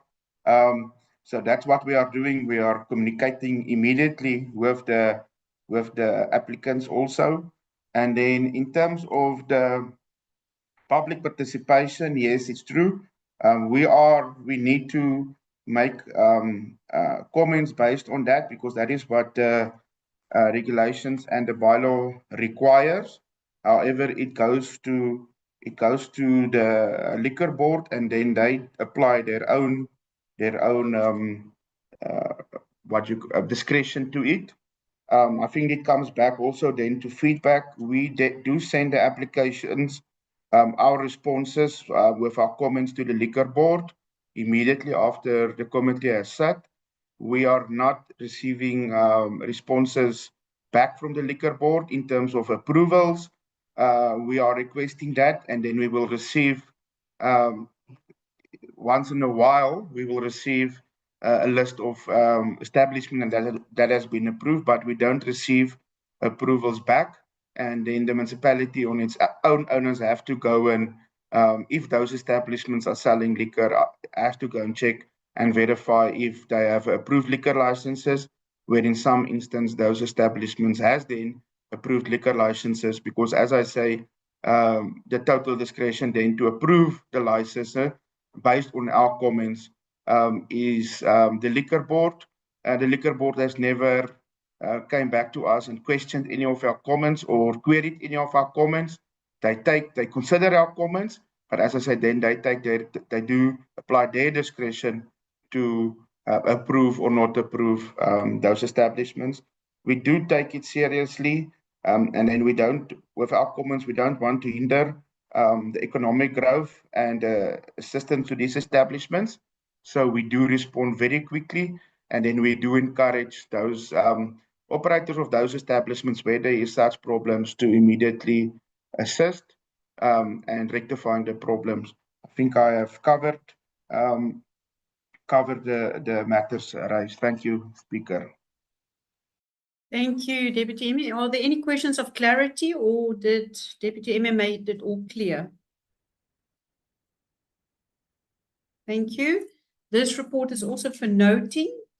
Then we are done with section 16. I'm going to go over to number 17, matters dealt with in terms of delegated authority by the Executive Mayor. So, Mayor, I'm going to give over to you for reports by the portfolio committees, the different departments. Thank you, Honourable Mayor.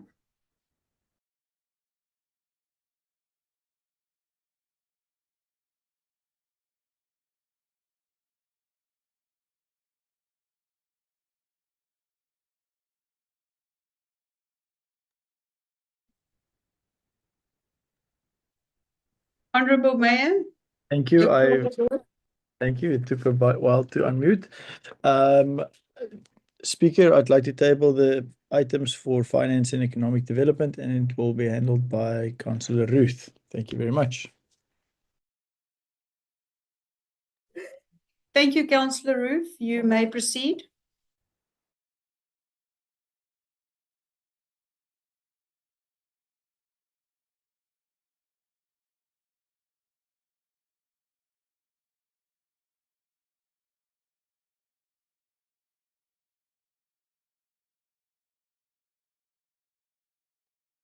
Honorable Mayor, it seems like Councillor Ruth has lost connectivity.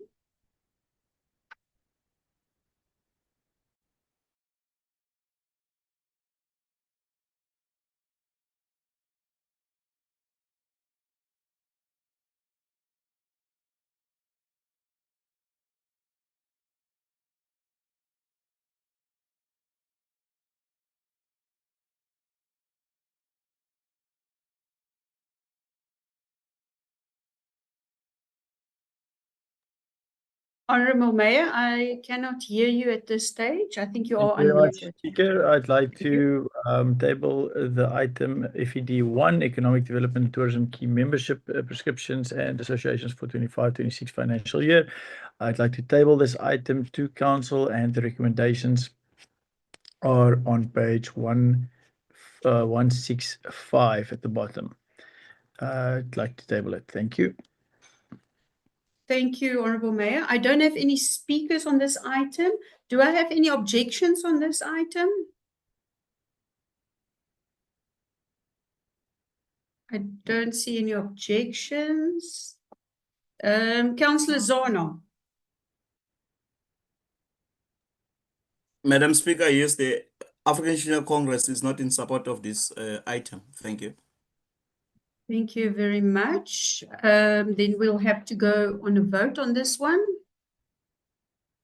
Could I ask the administration to please prepare a vote? Councillor Mbadano, I presume you also not in favor. There's a proposal, thanks, Chair. There's a proposal from Councillor Zana, and I'm seconding the proposal. Thank you.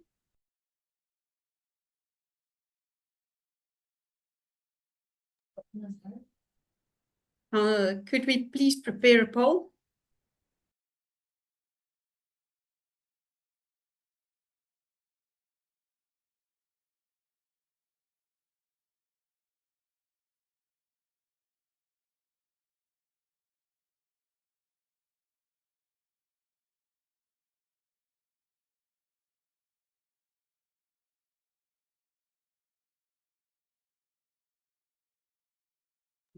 Councillors, please vote.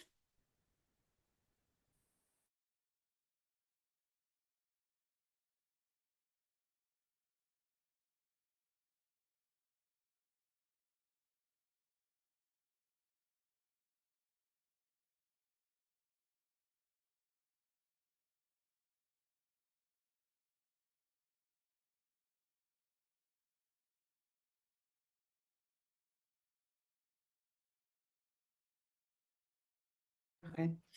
Councillors, please vote. The poll is in front of you.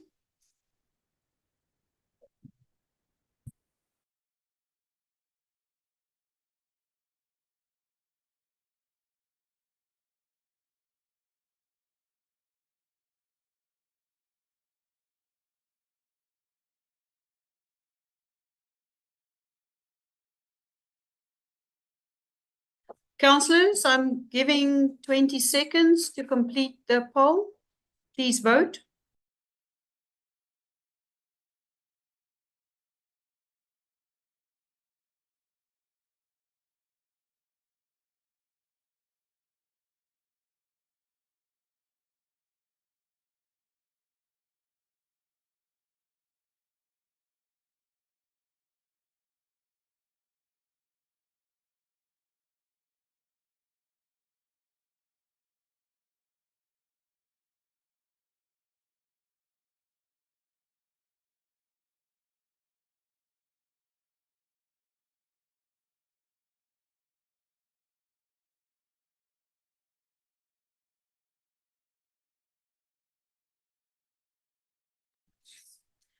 Could the councillors indicate, there's two councillors that haven't voted. Could they type for us in the box which councillors, what they vote? Because I was indicated that two councillors are battling to vote.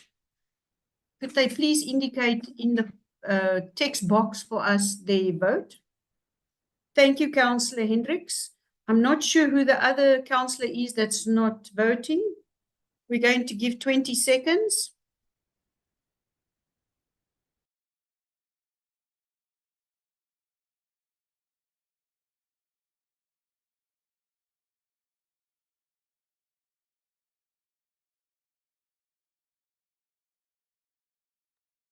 Thank you, councillors. The poll has been closed. Do we have to? 10 in favor, 10 not in favor, 1 abstention. Thank you. 15 in favor, 10 not in favor, and 1 abstain. Thank you. So this motion carries. Honourable Mayor, over to you for FED 2.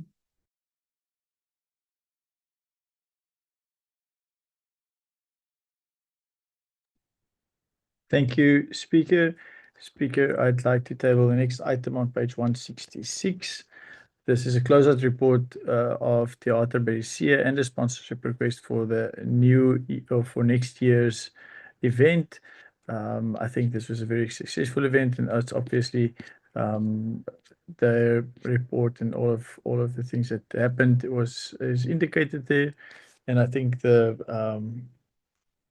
recommendations are self-explanatory on page 170. I table this item. Thank you. Thank you, Honourable Mayor. Councillor Ruth, I do see you. Welcome back again. I believe that you had issues logging in and out. I'm going to give over to the first speaker, Councillor Yali.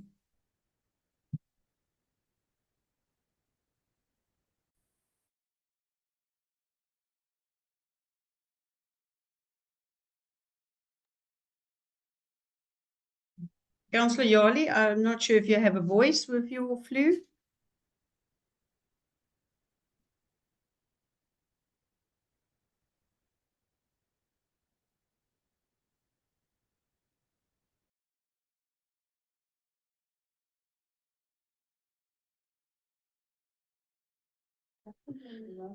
Councillor Yali, you're the only speaker here on it, so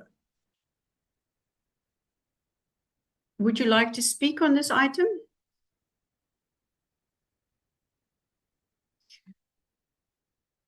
Okay, so apologies. Thank you, Councillor Yali.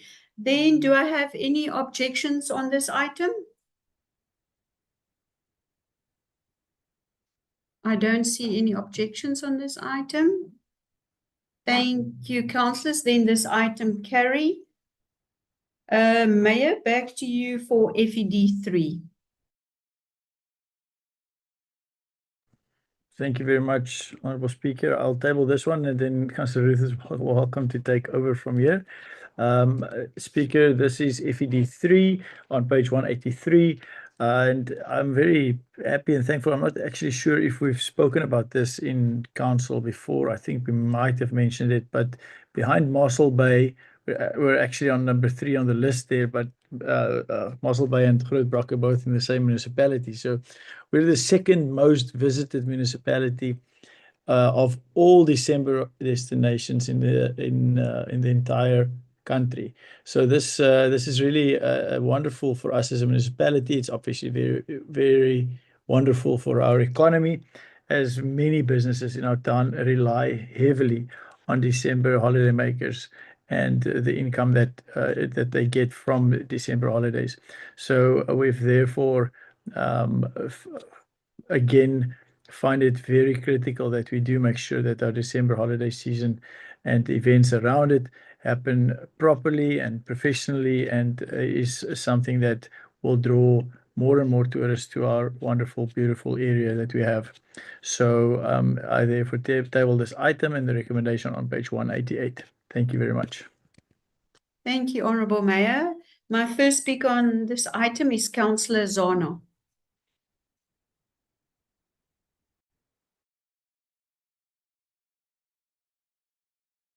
Thank you very much, Madam Speaker. Madam Speaker, perhaps mine is I'm not against the item itself, but I wanted to check, Madam Speaker, in terms of the name that says Jeffreys Bay or J Bay Summer Festival. Why don't we change the name to Kouga Summer Festival? Because that will be very inclusive of every town in Kouga. I'm cognizant of the fact that the mayor has mentioned that, and I'm not saying that Jeffreys Bay is not a bait in terms of luring tourists to the area, but if you were to go through the discussion of this item, I think it's page 184, if I'm correct, there's a mention there that Kouga Merel Summer Festival was quite successful, and it could also draw people to Koga. So hence I was saying that perhaps let's change the name not to be Jeffreys Bay, so that every person in Koga feels when we talk about Koga summer festival, then a person from all walks of life or any corner in Koga will feel part of it, because I think in the body of the item itself or the introductory part, it states that there are going to be programs throughout Koga, but then the key word here is it's supposed to be named JB Summer Festival. So mine is to propose that let's change that name to Koga Summer Festival, knowing that activities are going to take place throughout Koga and not confined to Jeffreys Bay per se, that it's Jeffreys Bay Summer Festival. Because if you say it's Jeffreys Bay Summer Festival and be told that it's going to happen all over Koga, to me it's, by the way, we are going to send a few things around. There will be few activities happening perhaps outside of Jeffreys Bay, but we understand the main activities are going to happen in Jeffreys Bay because of its accommodation, establishments, etc. But mine is to let's change the name so that it's inclusive of every person in Koga. Thank you very much, Chairperson. Thank you, Councillor. Honourable Mayor, you're the next speaker on the item. Thank you, Speaker. I just wanted to comment on that actually, because I'm also battling with the fact that it's JB Summer Festival and not Koga Summer Festival. And as much as I do want to be inclusive, well, I definitely do want to be inclusive in making sure that Koga as a whole benefits from this summer festival. The question, and there's a long discussion, and perhaps if you'll just allow me 2 minutes. There's a study done on brand recognition, and Cape Town is obviously a well-known brand in South Africa and one of the place brands that in the world renowned for their place brand with Table Mountain and all of that. Stellenbosch, as far as wine is concerned, is the most known brand in South Africa for wine. The Kruger National Park is a brand name that is world renowned.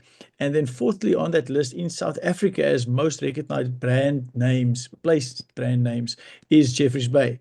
So that's a very interesting study, and it means that people come to Jeffreys Bay for whatever reason, whether they come fish or surf or whatever they come for. But then the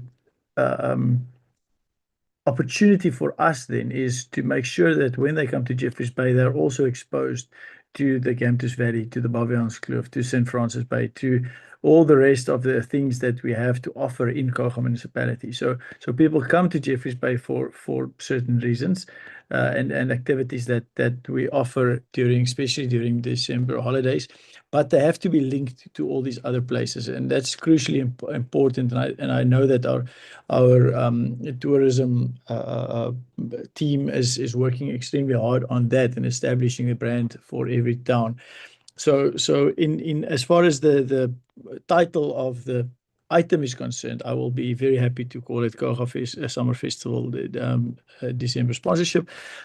However, it is Koga, the JB Tourism that has requested the funding and that will be doing most of the events. There are events taking place in St. Francis. There are events taking place in the Gamtus Valley, but those are not the ones that this item specifically refers to.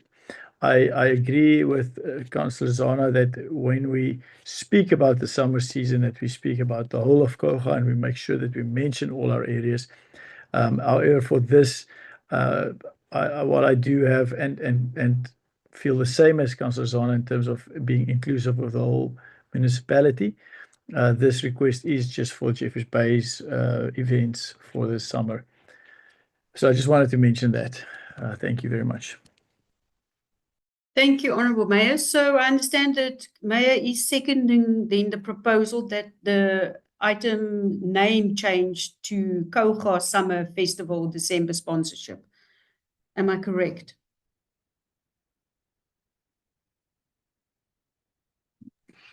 Yeah, I mean, if that is, I don't think that is 100% what Councillor Zana mentioned, but if that is the proposal, then I'll second that.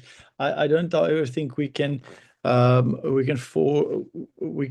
say Koga when the brand recognition is Jeffreys Bay and the majority of the events that these guys will be, the specific tourism body will be arranging is in Jeffreys Bay. So it's very hard for us then to say Koga. But I think when our communication team from the municipality communicates, we must be very clear that we would like them to not speak about the J-Bay Summer Festival, but we would like them to speak about all our areas and the experiences that tourists can have in every single part of our municipality. I think that must be clear, but that's more of a communication strategy than just a title change. Thank you, Honourable Mayor. Councillor Zana, are you happy with the second on your proposal, or did you have a different kind of amendment in mind?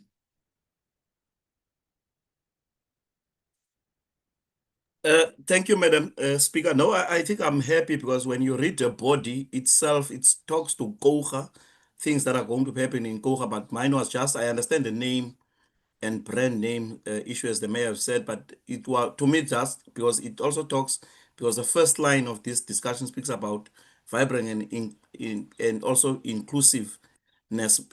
But I think if we were to change it and yet nothing will happen in other areas of Koga, then what's the use of changing it to Koga while nothing is going to be happening in all areas of Koga?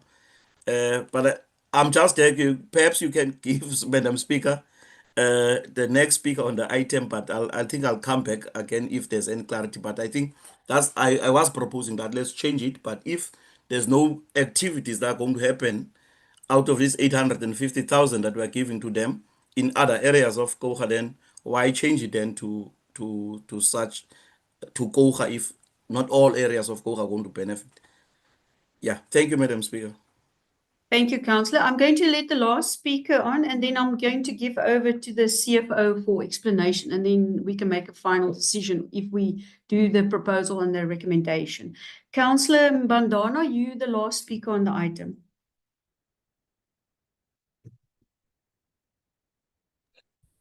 Thanks, Honorable Chair. I'm sure the essence of the deliberations did capture the input from Councillor Zana, and also the fact that the mayor is also amending certain portions of it so that it can be reflective. I'm sure perhaps ours was to delve deep into the context of the matter. Whenever we are coming to festival, with whatever administration is here, when we come to festival times like this, we know that we want all towns to be vibrant. Whoever comes with a proposition, let's actually encapsulate the whole Koga in the spirit of the content that there should be no town that are dying economically whilst it's time to benefit. Whoever is your tourist that comes to David Stearman Airport should know that there is a Bavians, there's a Vensterhoek in Hangi, also the significance of the Sarah Bartman Heritage Site, so that one can have a very packaged visit in terms of our area. We are reflecting on this issue because we are of the view you can come with a good concept, but it should be spread around to the town so that all towns can benefit in terms of dollars, euros, and yuan, and whatever that is there. I think Councillor Zana was encapsulating that essence of the dollars, euros, and whatever that come to our town.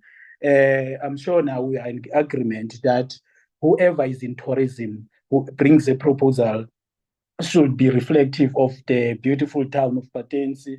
Our town is so beautiful, as if nobody is dying. It should also be reflected. Thank you. Thank you, Councillor. CFO, I'm going to give back to you. Maybe you can also give some clarity on activities happening in and out Jeffreys in Koga. Thank you. Thank you, Speaker. Good morning, all councillors and colleagues. Yes, Speaker. So the mayor have touched on a lot of what I would have said. So the main thing is we don't want inconsistency when the marketing happens in terms of J-Bay Festival, but the item from the council approved was Koga Festival. So to eliminate that inconsistency, it was then named the J-Bay Festival. However, it must be noted that obviously because Jeffreys Bay has topped the ranks in terms of second within the country or the best destination, second best destination. We don't want to lose that, and we want more people to come to the destination. And once the year, obviously marketing all the areas, surrounding areas within Koga. So that is the intention, but as long as if the recommendation or the change recommendation stands, when the advertising and the marketing happens, I don't want there to be any misunderstanding that it should have been Koga. From a branding, Koga is not the brand because we need each town to have its own identity and market in that manner. So that's why that was done. Thanks, Speaker. Thank you, CFO. Councillor Zana. Thank you, Madam Speaker. I think I'll differ with the CFO there, Mr. Lohart, on the issue that Koga is not a brand. Koga is a brand, but perhaps not as a town yet. It has not grown into as known as a town.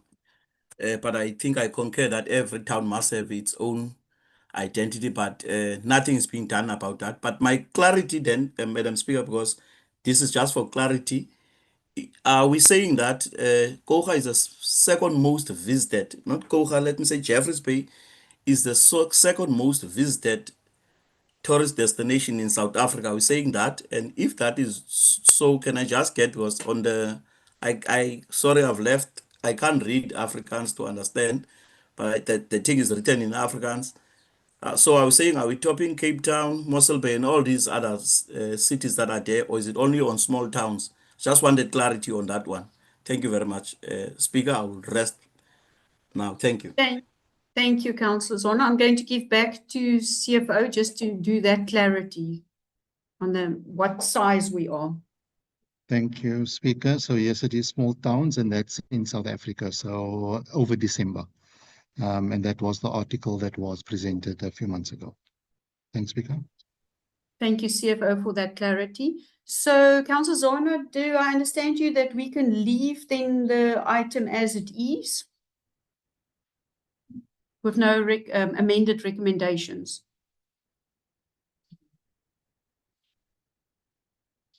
Yes, Madam Speaker. Thank you. Thank you. Thank you. Do I have any other objections on this item?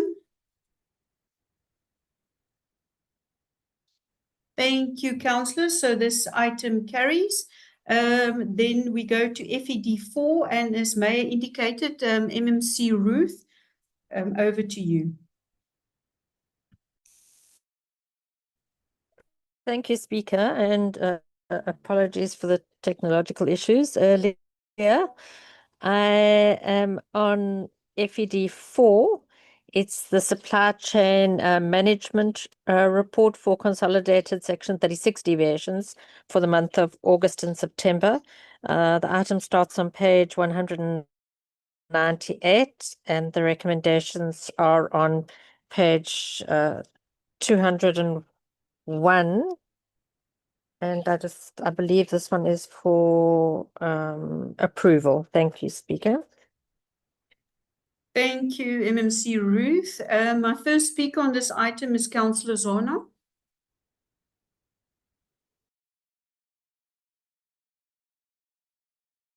Thank you, Madam Speaker. Madam Speaker, perhaps my first clarity will be on page 204 on the issue of Kwanam Zama wastewater treatment works upgrade. I believe that there was a tender that went out and a service provider was appointed to that process, and I believe that was Zutari, if Pty Ltd. And I'm seeing a deviation for them here, Speaker, an approved deviation. So I just wanted clarity in terms of that particular deviation on page 204.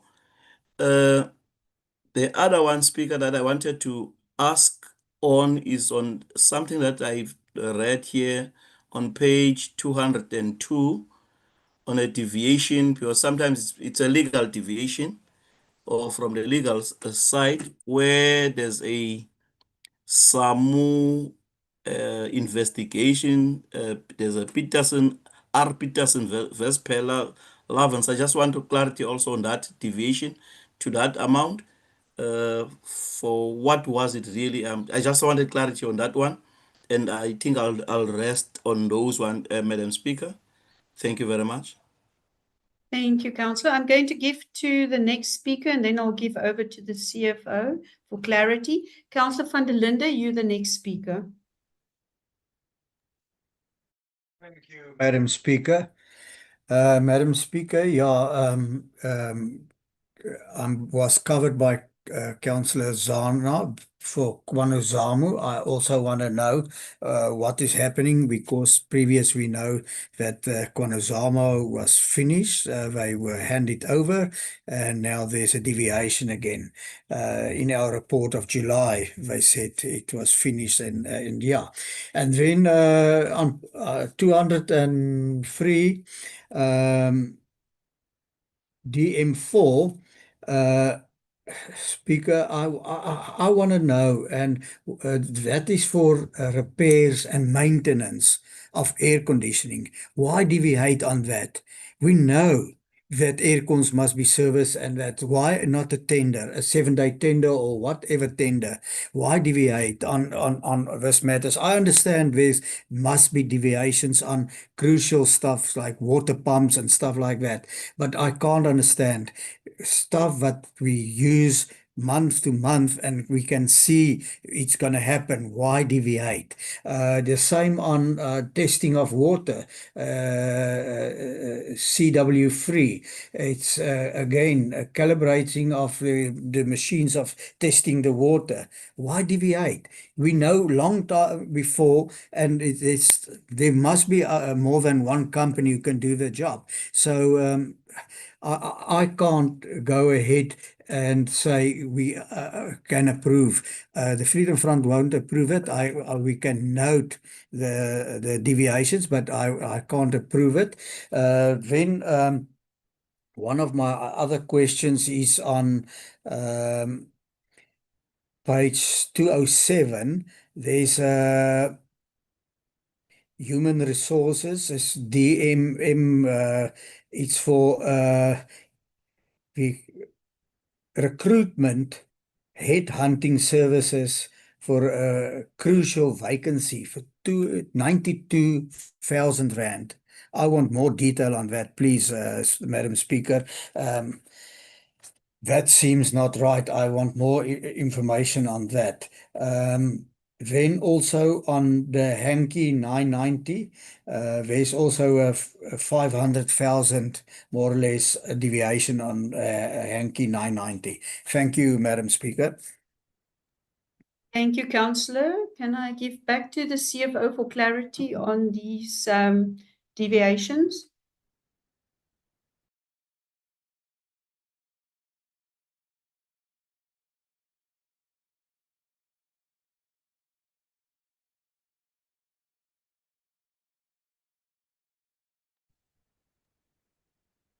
Thank you, Speaker. Let me start on page 203.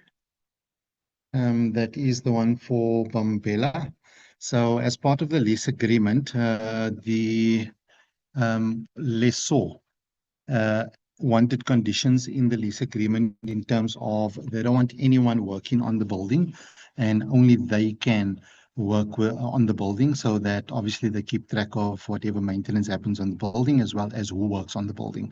So that's part of the lease agreement, and that's why we have to deviate when air conditioners needs to be serviced or maintained. So that's not that we don't have a tender. We do have a tender in place for air conditioners, and we use the tender on all other buildings except this one because of the clause within the lease agreement. Then the second one on page 203 as well, talking to calibration of the water testing equipment. This equipment was bought through a normal procurement process from SANS agencies, and with the conditions of it in terms of within a certain period, it needs to go to the service provider in terms of calibration of the water testing equipment.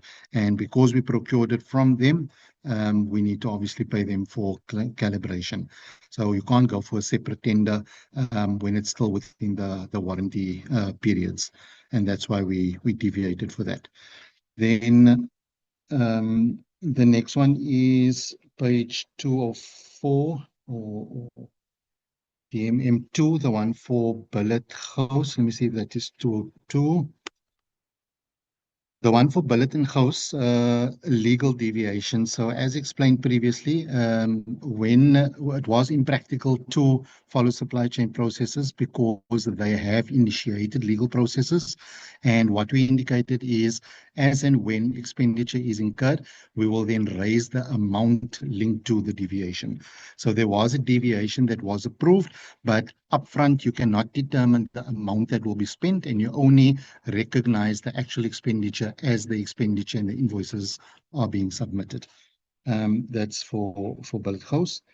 Then the one for the vocation staffing solutions. Obviously, the recruitment process continues, that is DM side, but from a deviation side, to appoint a service provider through a tender process or doesn't make sense because it's impractical.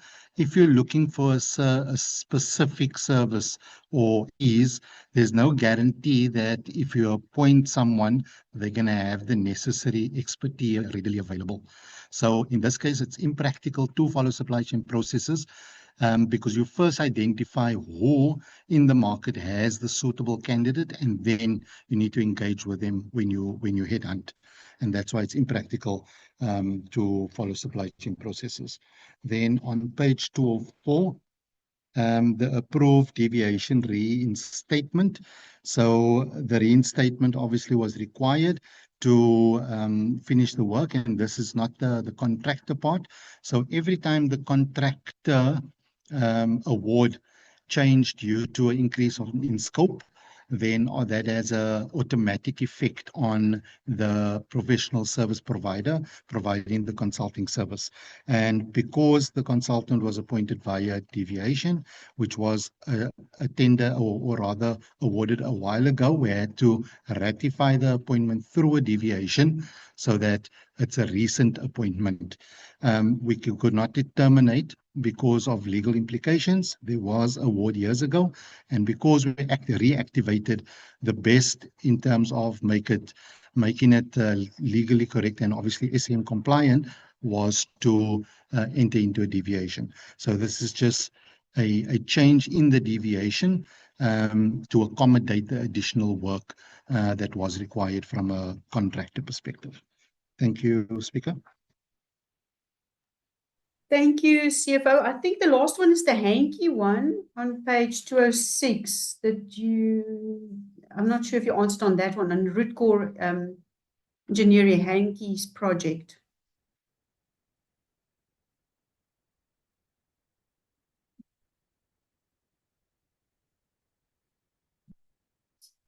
CFO, on that deviation there. On which page is that, Speaker? It's on page 206, and it's got to do with the Hanky housing project there. If I listened correctly to Councillor van der Linde. Instruction it's in deviation to that on the next column. Okay, Speaker, I can't remember offhand what the reason for this deviation was. If we can ask the director if he can assist there, please. Thank you. Director Ramakawela, maybe you can give us more clarity on that. Or it went for civil, so I'm not sure if Jock, that's standing in for the director, will be able to answer this one. Yes, Speaker, the reason for that, it's a JJ Africa deviation order. It was necessitated due to the contractor taking longer than expected.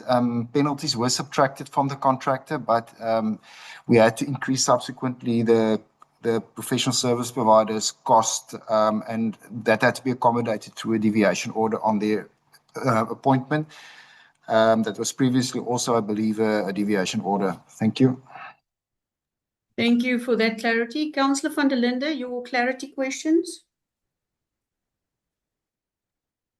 Thank you, Speaker. So, Speaker, with other words, what the CFO said to me is on the air conditions, we have a contract, but in the clause on the contract with the lease agreement, do we use now another contractor? And can't we negotiate with the guy where we lease it and explain to him that we already have, and this is an extra cost to deviate, and it's unacceptable. So I think we can definitely go back to the place where we lease it to negotiate that they come do all the air cons. And then on that recruitment of 92,000, why is the question, why do we outsource it? We have a HR department. Why can we don't use our HR department to headhunt that person we are looking for? Thank you, Madam Speaker. Thank you, Councillor. I'm going to give to Deputy to answer some of the questions, and then I'll give back to the CFO. Thank you, Deputy Thank you, Chairperson. I just need to refer to the regulations for staff appointments. Section 18, subsection 9 states, if a post is categorized as a critical and scarce skills post, alternative recruitment methods such as executive search, headhunting, referrals, and re-advertising may be considered only if the recruitment process has not attracted suitable skills. So in this post, this is a critical mechanical engineering type position. The post was advertised. There was no qualified people who applied or were found competent during the process, and it's a critical scarce skills position in the mechanical department. So then the municipality looked at if it's possible to headhunt in terms of the regulations. The HR themselves cannot headhunt because they do not have the access or the tools like these executive searchers have. So it was done in terms of the regulations. As we as a municipality, and we are also very aware in the country, there's a massive brain drain of these qualified engineers.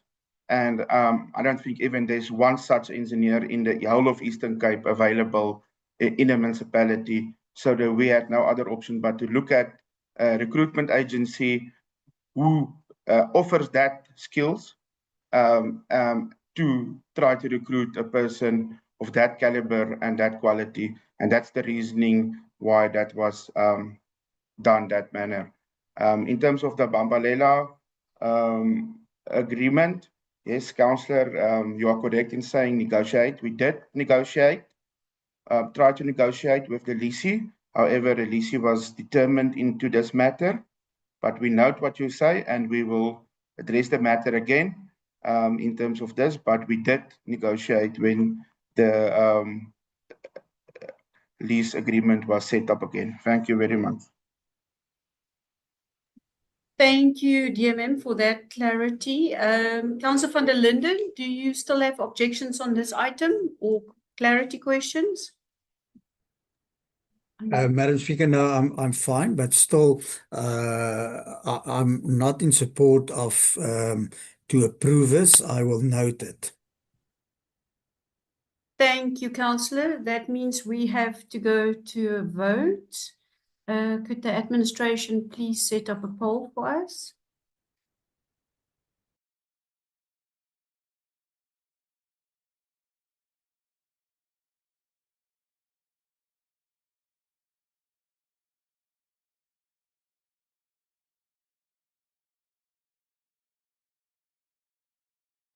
Thank you, councillors. Please vote in the poll for us.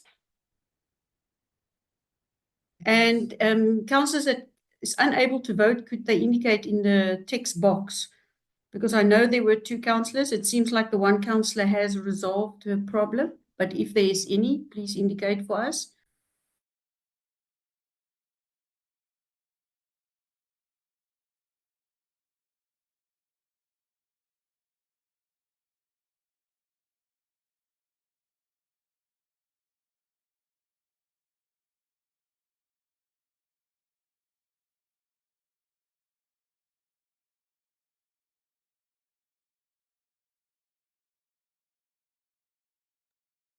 Councillors, I'm going to give 20 seconds for you to vote. There's a few councillors that still haven't voted.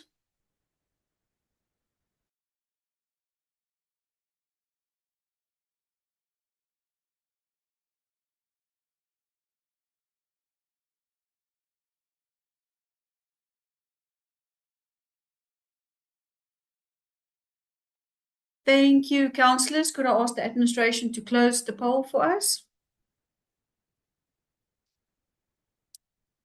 In favour 15, not in favour 11, abstention 0. Thank you, administration. They've given over 15 in favour, 11 not in favour, 0 abstain. So this motion carried. Thank you, council. We can move to FED 5. Over back to you, MMC Ruth.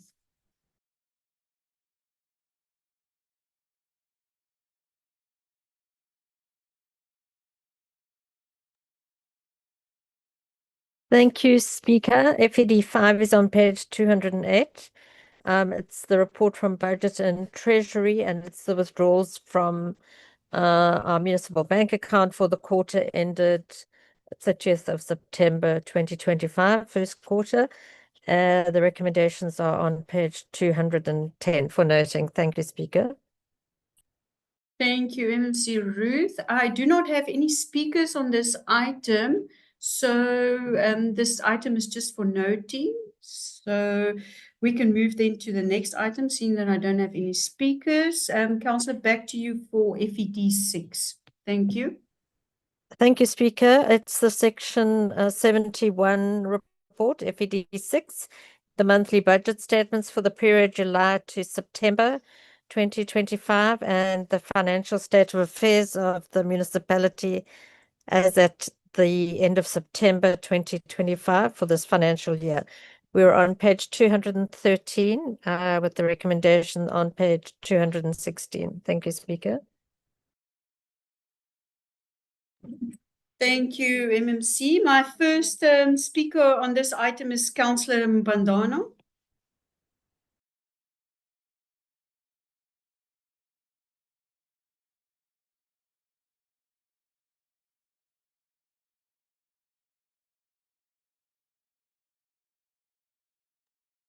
Councillor Mbandano, the floor is yours.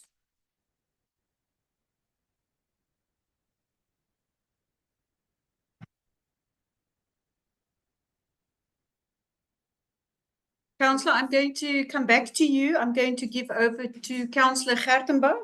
That's also a speaker on my list.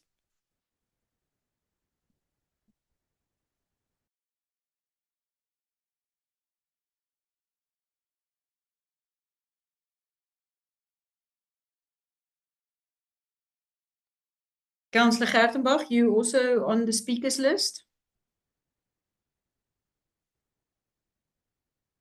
While we wait for these councillors, Councillor van der Linde, you the next speaker.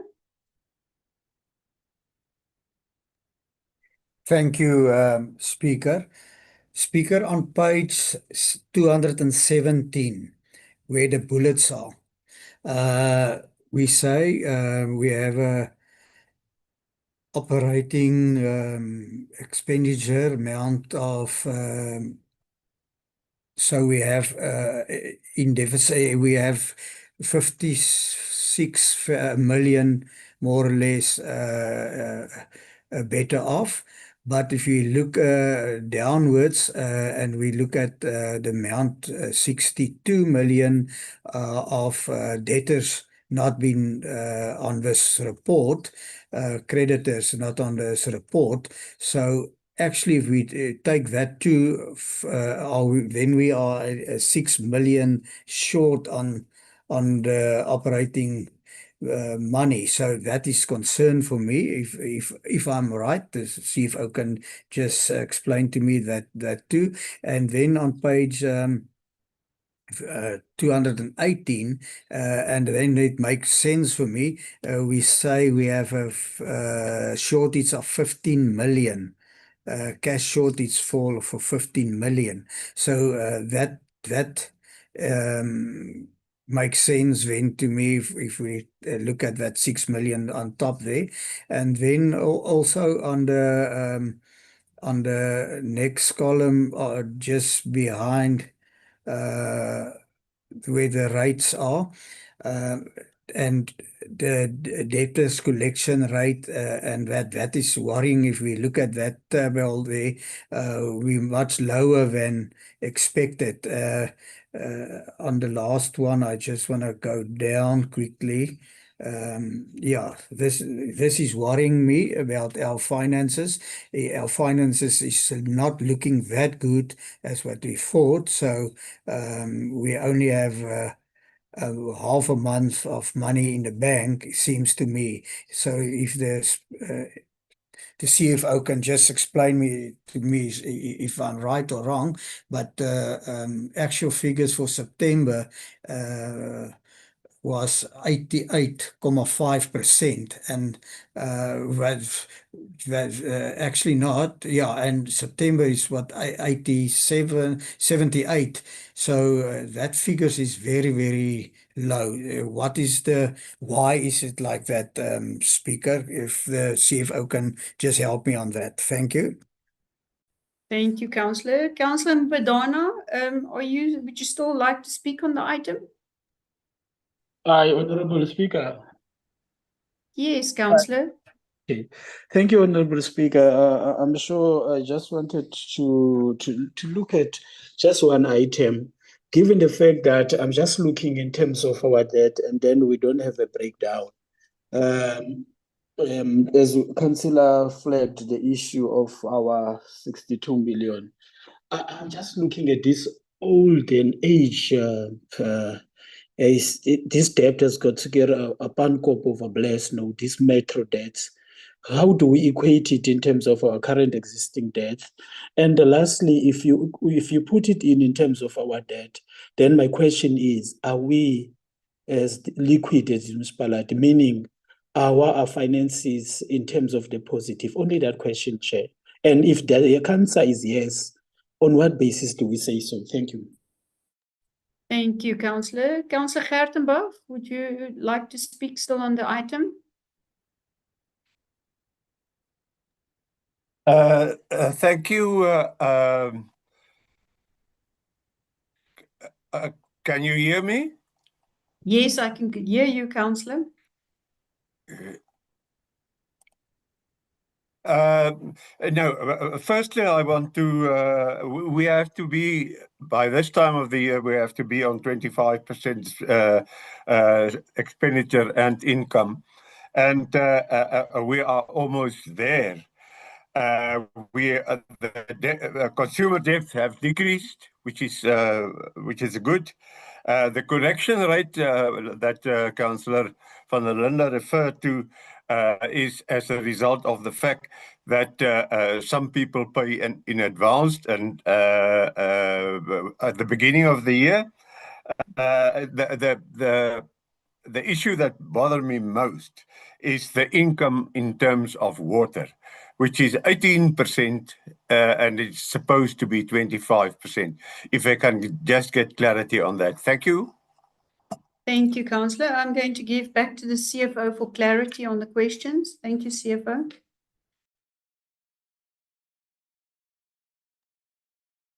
Thank you, Speaker.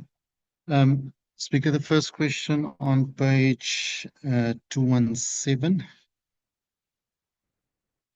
talking to our operating surplus. Yes, we have operating surplus at the end of the first quarter of 56 million. And the question was, with outstanding creditors of 62 million, we should be behind with 6 million. But on page 18, we're showing a deficit of 15.9 million. So just to put context of this, so on page 217, the financial performance is based on our operating revenue versus our operating expenditure. And we can see our operating revenue exceeds our expenditure, and that's how you come to your surplus. All right. So being in a surplus at this point is a good thing. And the reason for the surplus is that revenue at this point against budget is on 28% versus expenditure, which is below the 25, I think on 22%, close to 23%. And that obviously gives us the surplus that we currently on. Now, if you look at page 18, where the application of the cash is applied, right? It breaks down the money in the bank of 187 million against all committed or where we need to ring fence funds, right? And where you have conditional grants, we have separate bank accounts for that. The loan, we have separate bank accounts. The cash reserve of DBSA is a condition of the loan. So that is just money parked there, but we have to show it like that to meet their requirements. Development charges, we also through a council resolution have to ring fence the development charges. Operational commitments is current orders that has been issued, but the work is still ongoing. Right, so there's no confirmation. If there was an invoice submitted against it, it would translate into the amount of the 62 million below. So that is just what has been ordered, but not yet received. That will only come through to creditors when we're happy with the service given. And then internally generated funds, capital commits is exactly the same thing where there's an order, but there's no actual service to date. Once the service comes, the invoice will be received and it will move to the credit liability. So if you look at the 11 and the 11.4 million and 2 million, that is 13 million. If you remove that as commitments, then you basically go to a shortfall of just under 2 million, right? Now, that's a timing difference. Based on the budget and the implementation, we're only in the first quarter, right? There's a lot of funds that still needs to come in versus expenditure that needs to go out. And we need to take into account that in your expenditure, there's a lot of non-cash items, right? So we can't just look at it at a high level of revenue versus expenditure, because within your expenditure, for example, on page, what page is this? 222, you have 22.95% spent. And of that, 142 million goes to depreciation, right? Debt impairment is 65 million. So that is 207 million that is not cash. So if you look at the cash in the bank and investments and the application of cash versus the expenditure to date, it incorporates non-cash items. So you can't look at the surplus in a manner that is directly related to cash, right? And the question I'm responding to is exactly what the other councillor wrote. Are we liquid? And if we say so, why? And that's why I'm saying we are liquid. We're actually in a good space at this point in terms of our finances. And why I say that, I'll touch on the next question, talking to the collection rate. The collection rate, I've been monitoring very closely, and I've been presenting this at the Revenue Enhancement Committee at the end of each month so that we all know exactly where we are with the collection. So if we go to the actuals as at 30th September on page 218, under the debtors collection rate, you'll see that we were on 80.85% at the end of September. We ended the year in June on 91.38%, right? So when you compare September 2024 to September 2025, there's an increase of 8% in the collection at the same time, right? If we translate that to what we project for June 2026, it goes above the 95%, which council approved the budget on. And our target is 95%. So at this point, I'm very comfortable that we will be reaching our 95% that was set within the budget. Then the one question on the water income, yes, that is a concern of mine as well. So in our adjustment budget, we obviously assess every service, every expenditure, category and type, and we identify where there was under revenue or under expenditure or over revenue and over expenditure, and we realign the budget during the adjustment budget time. But what gives me comfort is that revenue is actually on 28%, 28.2% at this point in time. And you will see there's some that we're on, for example, 34% on waste management, where it should be 25. So we're over on certain ones and we're under on certain ones. But the realignment happens with a mid-year adjustment budget. So I don't have any major concerns at this point. I'm quite comfortable with the current status. Thank you, Speaker. Thank you, CFO, for that very elaborate explanation. Are there any questions of clarity? Thank you. No questions. And this item is for noting. Back to you, MMC Roo, for FED 7.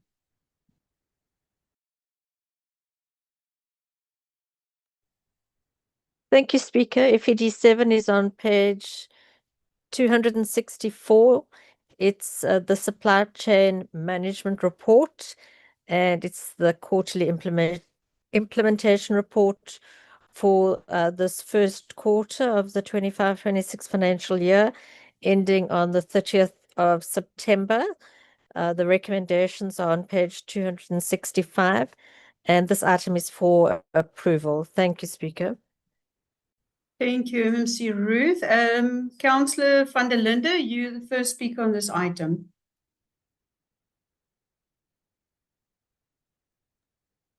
Thank you, Madam Speaker. It's my view is the same as the previous one.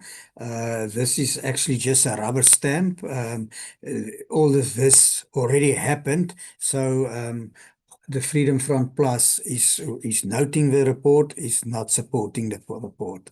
Thank you, Madam Speaker.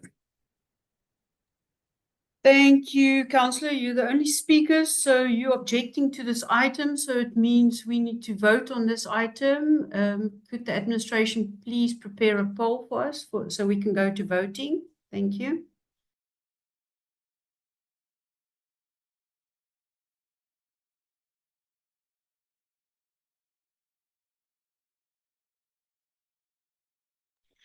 Please, councillors, please vote.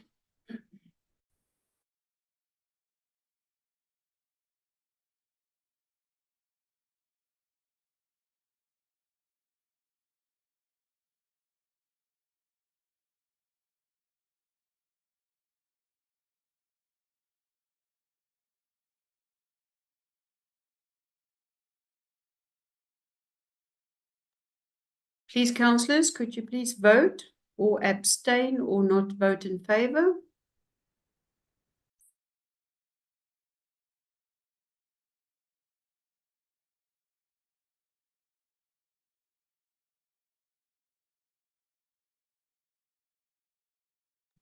Councillors, 10 seconds. It looks like most people has voted. Could I ask administration to close the poll for us? In favour, 15, not in favour, 11, abstentions, 0. Thank you, administration. The numbers are 15 in favour, 11 not in favour, and 0 abstain. So this motion carries. Back to you, Honourable Mayor, for reports, planning and development. Thank you.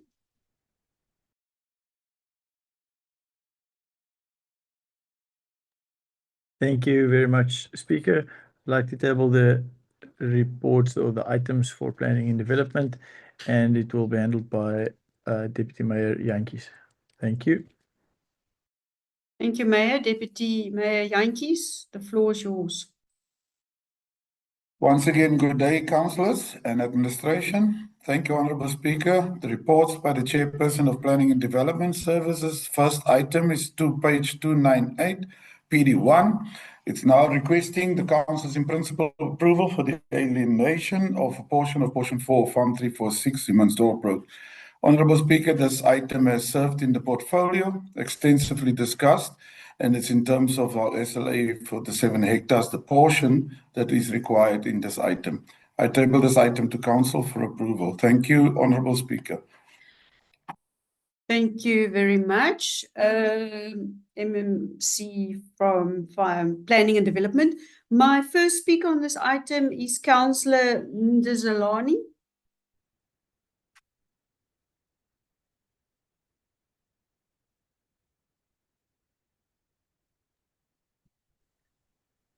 Thank you, Honourable Speaker. I am audible. Yes, Councillor. Can you hear me? Yes, Councillor, I can hear you. Thank you very much. Thank you very much, Speaker, and all councillors and officials who are here. Speaker, there's only thing that I want to know, because when I check, this land is at the industrial area under the route of Woodlands Dairy. My question and my concern is that there are a lot of local farmers who need land. Why now always the Woodlands Dairy is getting land to be leased? That is my concern, because we are struggling here with local farmers who need land, but there's nothing. Now they've been pushed to the far away from another land. So that's a clarity that I want, and also the concern. Thank you very much, Speaker. Thank you, Councillor, for that question. I'm going to give over to Councillor van der Linde, then I'll give over to the Director. Councillor van der Linde, the floor is yours.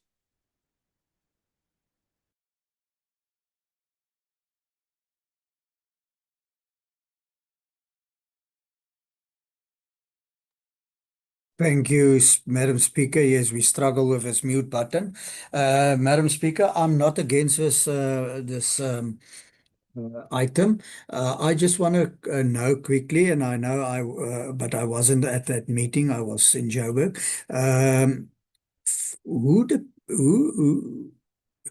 Who make the value of this lease agreement to say the property is 5,000 rand a month, or like the one is 150 rand a month? Who depends, who do the valuation on that? And then I want to suggest, after a contract is been signed, the contract must be going back to the portfolio committee for oversight, so that the committee can see the contract is signed as agreed in the chambers of the council meeting. Thank you, Madam Speaker. Thank you, Councillor van der Linden. I'm going to give over to Director Ramakawela to answer some of the questions. Thank you, Director.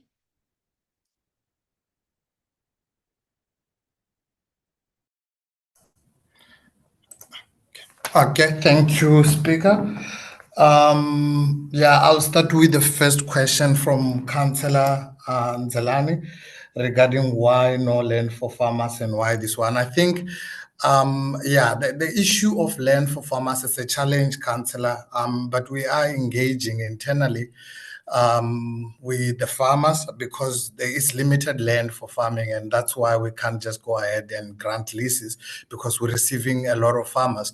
So we were working on a strategy on how to deal with that, especially in the Humansdorp area, but it's not to say they are not considered. I believe we have submitted an item or two to grant permission for farm portions to be used. This specific property, it's earmarked for industrial use, which amongst others includes renewable energy, and we feel it's in line with the SDF. That's why it's very easy to deal with. And yeah, I think everyone will agree that the applicant is one of the biggest employer, and I think they are looking to expand on the activities, which is to the benefit of the municipality as a whole. The second question is regarding the who makes the valuation. Councillor, we get an independent valuer for this. It's required in terms of the MFMA, so we get an independent valuer when we've got an application. On this one, we haven't gone through that yet. It's still one of the steps that needs to be undertaken after public participation, and then bring it back to council. But we've got independent valuers looking at that. The request to bring this the agreements to portfolio, I'm not against that. We can look at it, councillor, and see if we can include it in the portfolio items in terms of all SLAs that would have been signed within a quarter when we submit quarterly reports. Thank you. Thank you very much, Director. I get a thumbs up from Councillor van der Linde. Do I have any other clarity questions? Any objections on this item? Thank you, councillors. Then we can move to PD2. Back to you, Deputy Mayor Jantjies.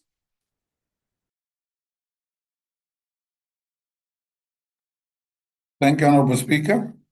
I'm on page 304 to 330. This is PD2.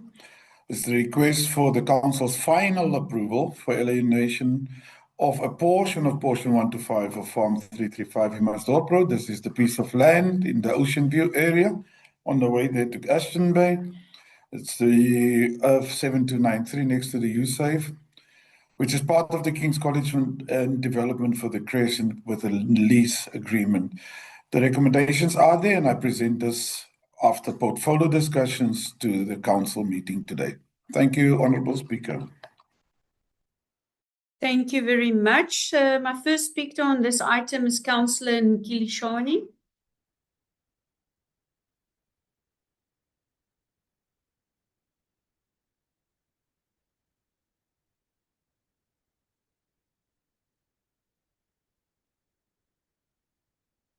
Councillor Nkilishani, the floor is yours.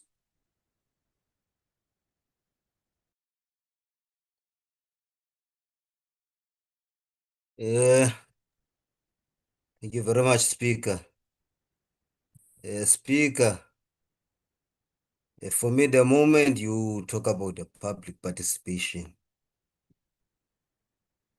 through social media platforms, for me, it means you have made your intentions clear to exclude the majority of our people. And when I talk about our people, I refer to the Black community. Secondly, on this issue, I want to know about how many people have seen this, the advert, how many people participated.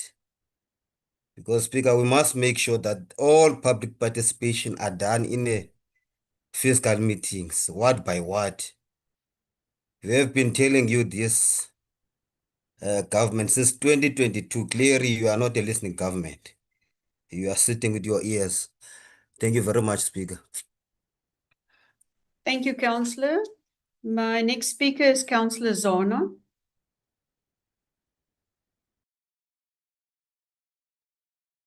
Thank you, Madam Speaker. Madam Speaker, perhaps mine on this one, because I see what the intention that is going to be done in terms of this NPO, its impact center.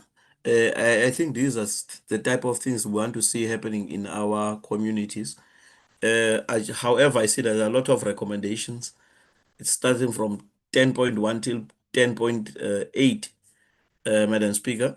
But I just want to find out, is there perhaps a time frame where we can expect that this whole thing to be finalized? I just want to check that one in terms of this, but it's something we do hope that the people of, as Councillor, my colleague Councillor Nkilishani is asking whether public participation was done to accommodate the community where this thing is happening. But maybe it's something that will be clarified. But also equally, Speaker, saying that these are the kind of things that we really want to see happening, hoping that during the public participation, no one was left out in terms of taking this to the communities. Thank you very much, Madam Speaker. Thank you, Councillor. I'm going to give over to Director Ramakawala to answer the few questions. Thank you, Speaker. Yeah, Councillor, I think the first comment from Councillor Nkilishani was pertaining to public participation. I can confirm that it was advertised in the Koha Express. We've been doing this for a while now, but I take note of his comment, and I think I would partly agree that maybe there may be a need. Maybe we should also consider placing a notice on the property that is being considered for a lease, and it's something that we can look at and do as we are dealing, the way we are handling land use applications. I take note of the comment. Maybe we can enhance on public participation, especially in these communities where many don't get access to these newspapers. I know it's free, but we shouldn't assume that everyone gets to see it. So we can look at placing a notice on site. In terms of the time frame, Councillor, with the condition, I think one of the challenges we've had, I would say personally, since coming here, is that we were granting so many leases and not tying them to timeframes in terms of commencement. Now we are saying in a situation where subdivision, rezonings and all needs to be done, we give them 12 months to at least commence with those processes, because some of these applicants, the motivations are good, but they sit on those lease agreements and nothing happened, and we sit with a problem where we can't even entertain other applications. So the lease is to be for 9 months, like we do with most, and we're anticipating that they should at least commence with the pre-planning part within 12 months from date of the agreement. Thank you, Chairperson.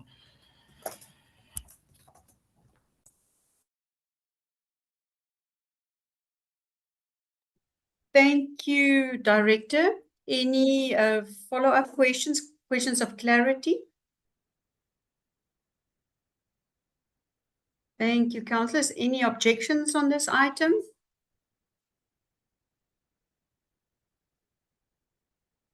Thank you, council. Then this item carries. We move over to PD3. Back to you, Deputy Mayor Jantjies. Thank you, Honourable Speaker. PD3 is on page 314 to 319. This is the request for Council's authorization for in-principle approval so that we can alienate these properties in the Kruisfontein projects. For example, Donkerhoek and Boitsig, where no business urbans are part of the new development. So this is to make available for new development to include business urban on this item. Honourable Speaker, without further ado, I'll submit this to Council for approval, in principle approval, and my director is on standby if there's any clarity questions. Thank you very much. Thank you very much, Deputy Mayor. I do not have any speakers on this item, but I just would like to know, are there any objections on this item? I don't see any objections. Thank you, Council. This is the end of your items, Deputy Mayor. Then I'm going to give back to our Honourable Mayor Borman for Civil and Water. Thank you, Honourable Mayor. Rede daarvoor. En dan sal ek ook al oorpraat. Honourable Mayor, are you going to handle civils or waters, or can I give over to MMC Foley?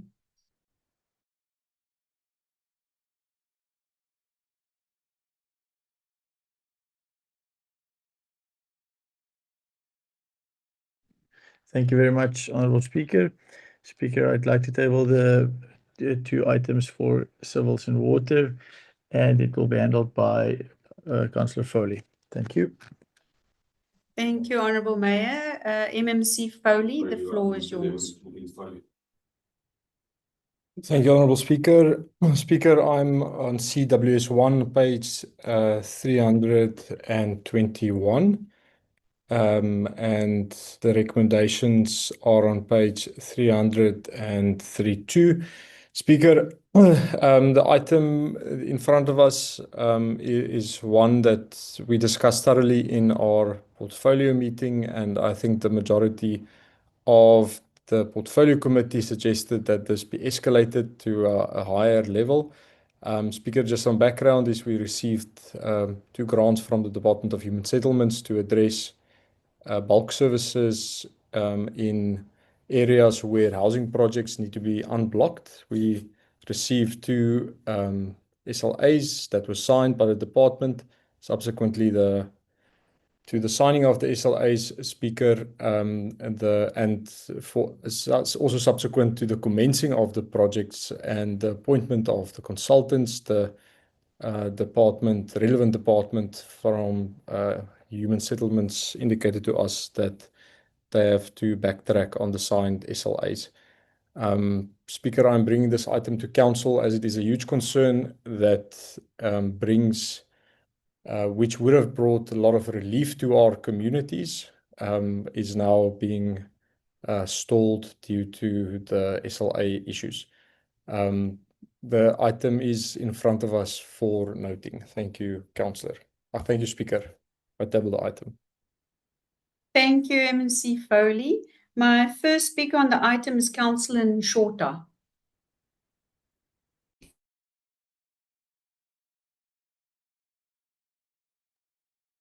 Thank you, Speaker. As the ANC component, we commend and we appreciate the funding that the Department of Human Settlement has invested in COGA.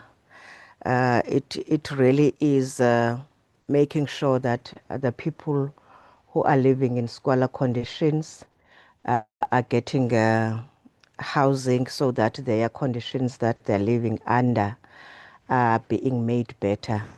So we do appreciate it, and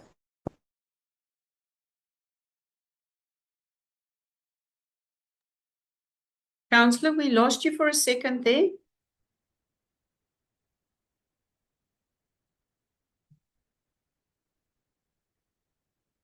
Councillor Nshota, it seems like you've lost some signal.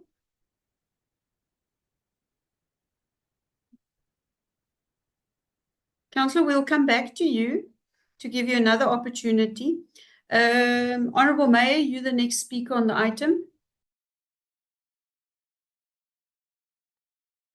Thank you, Speaker. Speaker, I hope Councillor Nshota wasn't finished speaking, because what she has just started off saying is very worrying. Because if you read this item, you would see that COGA municipality received a 68 million and another 83 million rand from the Department of Human Settlements, which we are obviously extremely grateful for. This is specifically for the upgrading of our informal settlements and for bulk infrastructure projects that will mean that people will have opportunities to have a better life and to have a better lifestyle and home setup. So this is critically important for us as a municipality, and we are extremely thankful for this, and it just shows that the department has trust in us as a local government to spend their money here. Additionally, there is an SLA, a service level agreement, that was signed between the municipality and the Department of Human Settlements, as you can see in the item. But then the municipality, us as a municipality, we started spending the money that they have given us and that they've signed a legal document for, only to be notified, as you can see also in the documentation in the background there, that we will now not receive this 140 odd million rand for the upgrade of informal settlements. We will only get it staggered over the next 4 to 5 years. This is absolutely ridiculous. You cannot build bulk infrastructure over a 5-year period of time. You have to spend a lot of money at one time to be able to upgrade bulk infrastructure to such an extent that you can actually give electricity, give sanitation, give water, give roads to communities.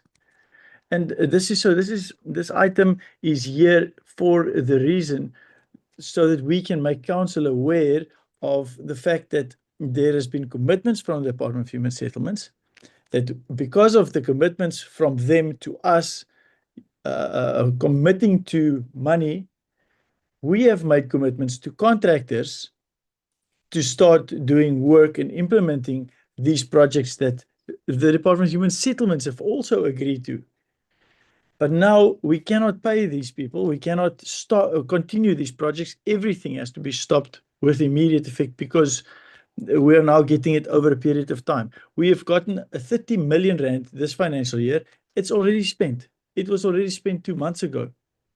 So now we're sitting for a whole year with projects stalled. It's a half a project now. We have to sit with half a project that is incomplete because the department refuses to give us the money that they committed to giving in a legal document.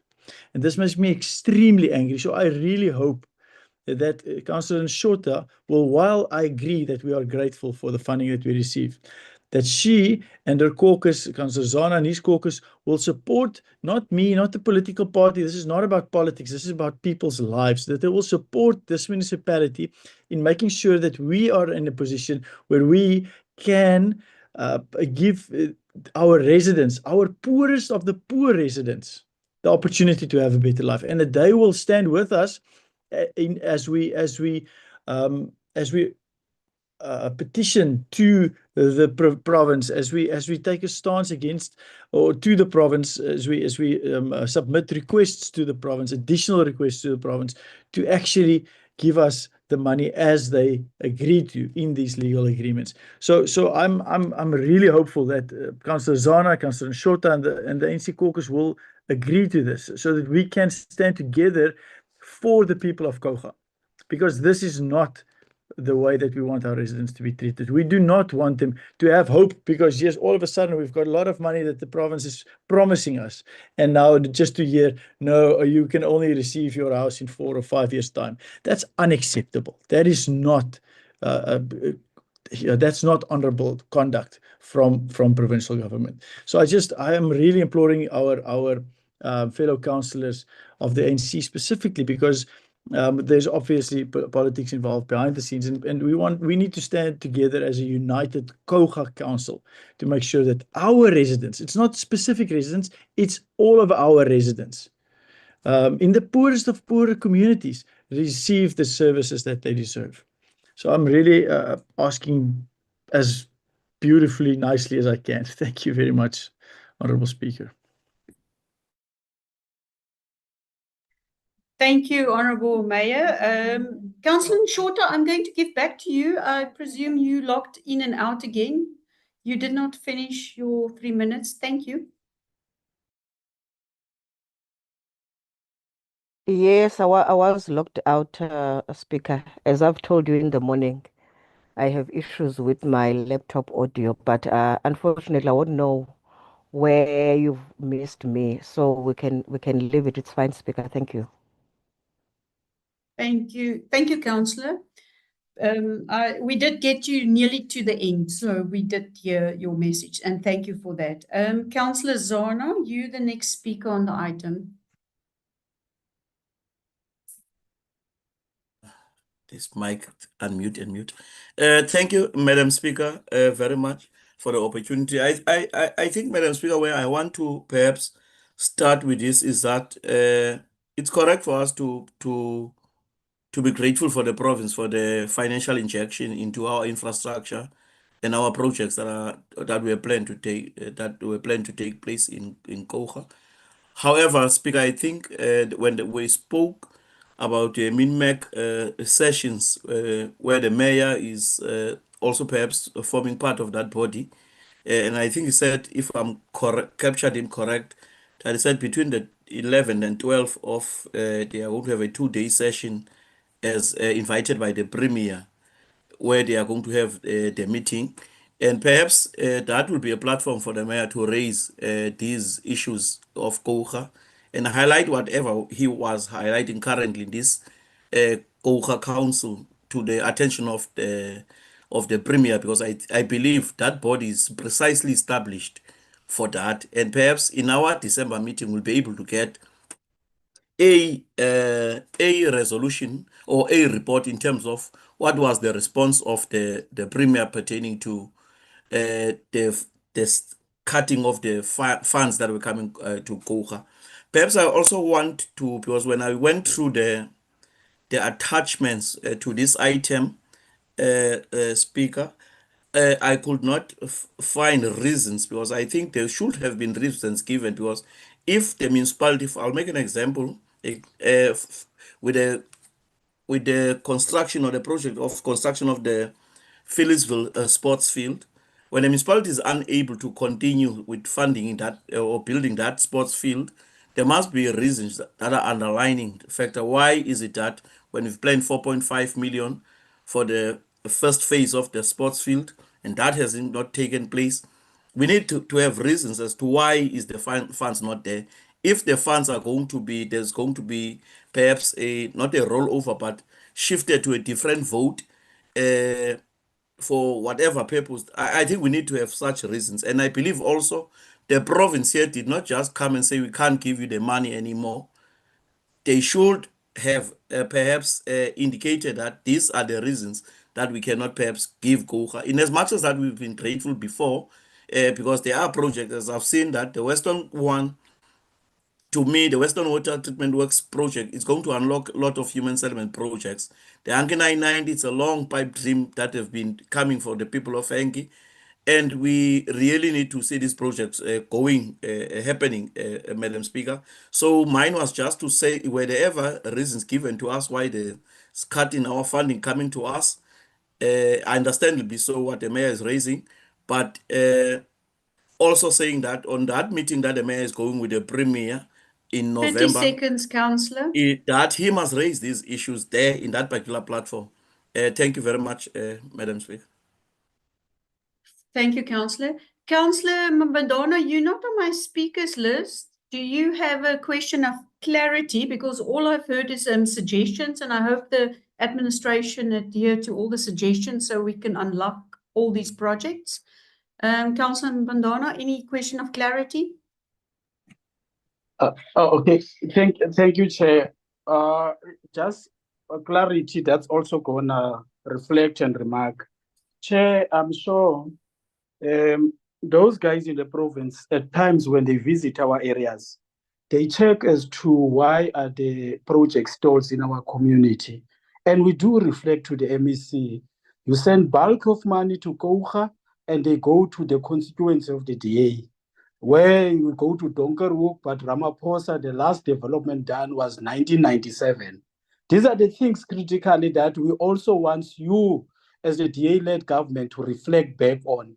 You take money to your constituency, you want to populate your own voters. So we must also reflect in terms of the mishaps that we are doing in terms of skewed development. Councillor, could I stop I you feel there that for a now we are second? feeling very Councillor? bad. Councillor, I have a point of order. Thank you.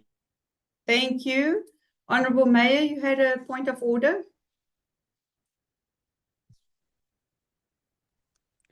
Speaker, I have to raise a point of order. This is unacceptable. This is complete misleading of council and speaking absolute nonsense. This might have happened when Councillor Mbandana was in council the last time, which was under the ANC control. But this is not the conduct of this council. This council spends the money where it is supposed to go. This council is fighting for the people like we're fighting now, for the people of KOGA, for the poorest of poor communities, to have services that they deserve. The very same community that Councillor Mbandana is speaking to now is where this money is supposed to go, which the province is committed to, and now without any reason withdrawing. So the Councillor Mbandana mustn't come with politics here to this council. I said it when I started in this item, speaking in this item, that this is not a political statement. This is just the right thing to do for the people of KOGA. This is not what the province is doing is not right, and therefore I'm asking the ANC caucus to stand with us as a KOGA as a whole to fix this problem. This is unacceptable that the council can mislead in saying that that political parties are lining their pockets with council money. It's just completely ridiculous, and it makes me angry that people can assume and make statements that are assuming that people are stealing from the poorest of the poor. This is unacceptable, Speaker. Thank you. Thank you, Honourable Mayor, for that point of order. Councillor Mbandana, you've already had your clarity question there. And I'm going to rule in favor of the mayor that he's correct on that point, that it's got nothing to do with it and it's false things. Councillor Nasalani, do you have a point of clarity? Yeah, thank you, Speaker. Speaker, my point of clarity. I want clarity because here in the upgrading of informal settlement, the BOSS project was appointed, and now their commence date was from the 19th of May 2025, the time completion 12 months. My question is, how long will these people of informal settlement stay there, and how long, why is it not in progress? That is my question. As a mayor said that about not be in front of the service delivery. We are not in front of service delivery, but there is question that people are waiting long time for this upgrading and to stay on the right place. But when will this happen? And we are going now to 2026. Our term is finished. Clear. Thank you, Speaker. Thank you, Councillor. Councillor Oliphant, your question of clarity?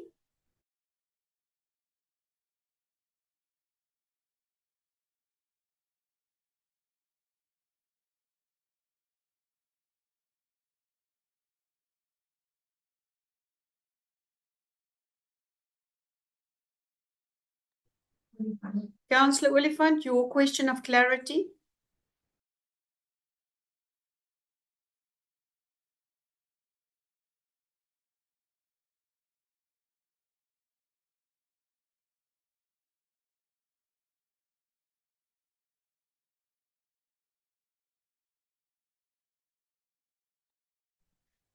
Councillor?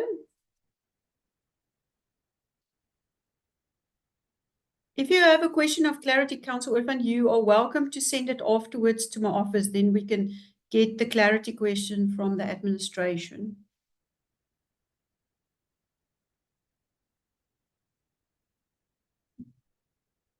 Councillor Oliphant, it seems like you're battling also technically to do that.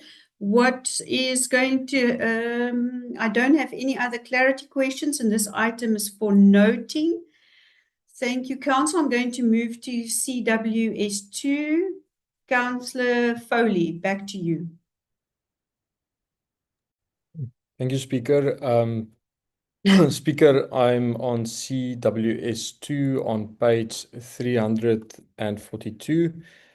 Speaker, the item that is in front of us is a request for Council just to approve the registering of new projects on MIG. And perhaps just a little bit more background, Speaker, at the District Adjudication Committee, all our projects must be registered. So there's already a list of projects that has been registered in the past, and this is just to add more projects to the list that we can access with our MIG funding. Speaker, the recommendations can be found on page 347. I table this item. Thank you, Speaker. Thank you, MMC Foley. My first speaker on the item is Councillor Mbandana.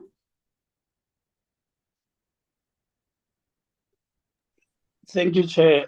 Just to be frank and honest, I always have an issue since I arrived here in 2019 with MIG funding. And it always reflects on the similar budget in the same areas. You can take a spreadsheet and look at our MIG funding from the previous 5 years. You'll find typically the same thing over and over again. Let me put a hypothetical example critically. On terms of Comrade Robbie in 2008 and 9, he had a good project of 1 million. And when he was doing pavement of streets, that was doing quite a big number of streets, which were doing it internally. You look at the streets of Hanki at Centerton, you go to KwaNomzamo, Golf Course, the streets are still the same. I'm sure as the African National Congress, we need also to support the district model when there was a Western District Council. Here in Gqoga, our streets are still the same. There's no movement. Why should we have the MIG that always reflect the same thing over and over and over? And the mayor keeps reporting and respectively, respect you, mayor. You speak about the poor. I don't know whether you've got a clue what is it to be poor, or you understand what the term means, poor. In our communities, people are walking on mud streets, whatever they're going to funerals and so on, and the MIG is still the same. Can't we do a blow by blow and look at areas? Go to Centerton, go to Weston, go to Luri, West Luri, that new development. If you look at MIG there, we need serious intervention. And your official sits there, Jeffries. Where's this one of civils? I'm sure. Councillor Mbandana, could you give me a second? I've got a point of order from Councillor Foley. Councillor Foley. Thank you, Speaker. Speaker, I just want to rise on Rule 32 on relevance. Speaker, this item is talking, it's not a progress update on our MIG projects. If Councillor Mbandana would read these agendas, he would see on our current MIG expenditure for this financial year, gravel roads are being upgraded, and it's gravel roads in Humansdorp, in Sea Vista, in the Gamtoos Valley, in Jeffreys Bay, all over. So this item is talking to the registering of 2 new projects on MIG. It is not talking about the current status of our MIG projects. Thank you, Speaker. Thank you, MNC Foley, for that clarity. Councillor Mbandana, back to you to be relevant on the item. Thank you. Okay, let's go to relevance, Chairperson. I've said put a spreadsheet and look at our streets and the kilometers. It does have that report to the MMC. But if you look at it in terms of blow by blow, if you want to have a projection in a 10-year, well, how many streets will you finish? I'm sure what he's saying, it's just only a short report. I'm saying a blow by blow report. If we need 100 million of the streets, we go for 100 million on the. Why can't we do that? Councillor Mbandana, I've got another point of clarity, Honourable Mayor. Thank you, Speaker. The very same relevance as was just discussed. This meeting is not about, this item is not about roads. This item is about the Ocean View sewer system and the sewer system in Johnson's Reach in Kruisfontein, Arcadia. So if the Councillor Mbandana has an issue with Ocean View collector sewer construction and Johnson's Reach waterborne sewer system, then you should speak about that. This item is not about roads. I don't understand. We cannot talk about anything in these items. Then I can start talking about electrification of Thornhill. But we can't talk about that now because that is not on the item, on the agenda. I don't understand why Councillor Mbandana is allowed to speak about roads when this item talks about sewer in Ocean View and in Arcadia. Thank you. Okay, let's go to it, Speaker. Thanks for that one. But Speaker, there's correctional service sewer that is not optimal in Patensi. There's the one that is not functioning well in Thornhill. There's always, there's all over. Even Kanumzamo, the minister gave you 42 million. Why should you prioritize 2 areas? I'm just saying, Honourable Speaker, with due respect, Speaker, when we speak about money, it's going to run for 2 years. Why don't we have a holistic picture? I was putting roads as an example, but I'm going now to it. When this item has been done, did the drafters take cognizance of the correctional sewer that is supposed to be under Gqoga since 2014? Is there cognizance of the Thornhill one? Is there cognizance of KwaNomzamo that is still not properly, despite the 42 million? What the hell is going on here? Thank you. Thank you, Councillor. I am going to give to Councillor Zana, and then I'll give to the administration to answer on the correctional service sewer. Councillor Zana. Madam Speaker, not that I'm co-chairing. I see 2 hands. The one of Brian Dludlu, Councillor Brian Dludlu, and the mayor. They intimidate me before I start. No, you can go ahead. Councillor Dludlu is not on the speakers list, and I'll give to Honourable Mayor just after you. Okay, thank you very much, Madam Speaker. Madam Speaker, perhaps mine is just a clarity question. Here, I'm a ward councillor from Henke. Here, there's a steering committee, a Gqoga Local Municipality Project Steering Committee, which is responsible to identify these projects. But, you know, some will not understand Councillor Mbandana where he's coming from. But I understand clearly where he's coming from and his sentiments that he's raising here. Some may say he's out of the item, but one must ask the aspirations of our people in our ward during the IDP process, prioritizing certain aspects that they feel that must be addressed in their wards as ward IDP priorities. Such don't find expression in these projects, the MIC registration projects.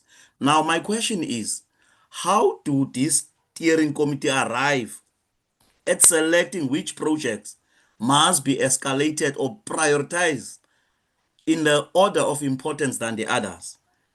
I think if that question was to be understood, one will not but look into the spectacles of to say, look, there's a committee of Umzamo Wethu in Oyster Bay. Now, no funds from this Coega municipality, there was no attempts whatsoever, rather than begging the wind farm to assist them with the same issues the people of Johnson Reed are facing, but nothing was done to them. In my ward in Weston, Madam Speaker, it had to be the provincial government that has to give us money for that wastewater treatment works to fund it. But in terms of this MIC registration, the project steering committee, I want to know who are the people who are sitting in that committee, so that we check these things that are raised by our communities, these ward-based priorities. I'm not saying they can be done all at once, but just an expression to make a change in these different areas. If we were to sit down and see how money of Coega external and internal funding has been spent across the wards of Coega, then you'll see that there's serious disparities in how the funds were spent. Hence, some will say that this thing is political because now we are at the eve of elections. Now all of a sudden, 101, pardon me? 30 seconds left. Yes. Okay, thank you, Speaker. So I really want to know, how is this committee constituted? How do they see which priorities must emerge in this MIC funding? Because I know they go to the district one, that we already know. But how do they select these projects over the aspirations of the people across Coega, Speaker? Thank you very much. Thank you, Councillor Zana. Honourable Mayor, you're the next speaker on the item.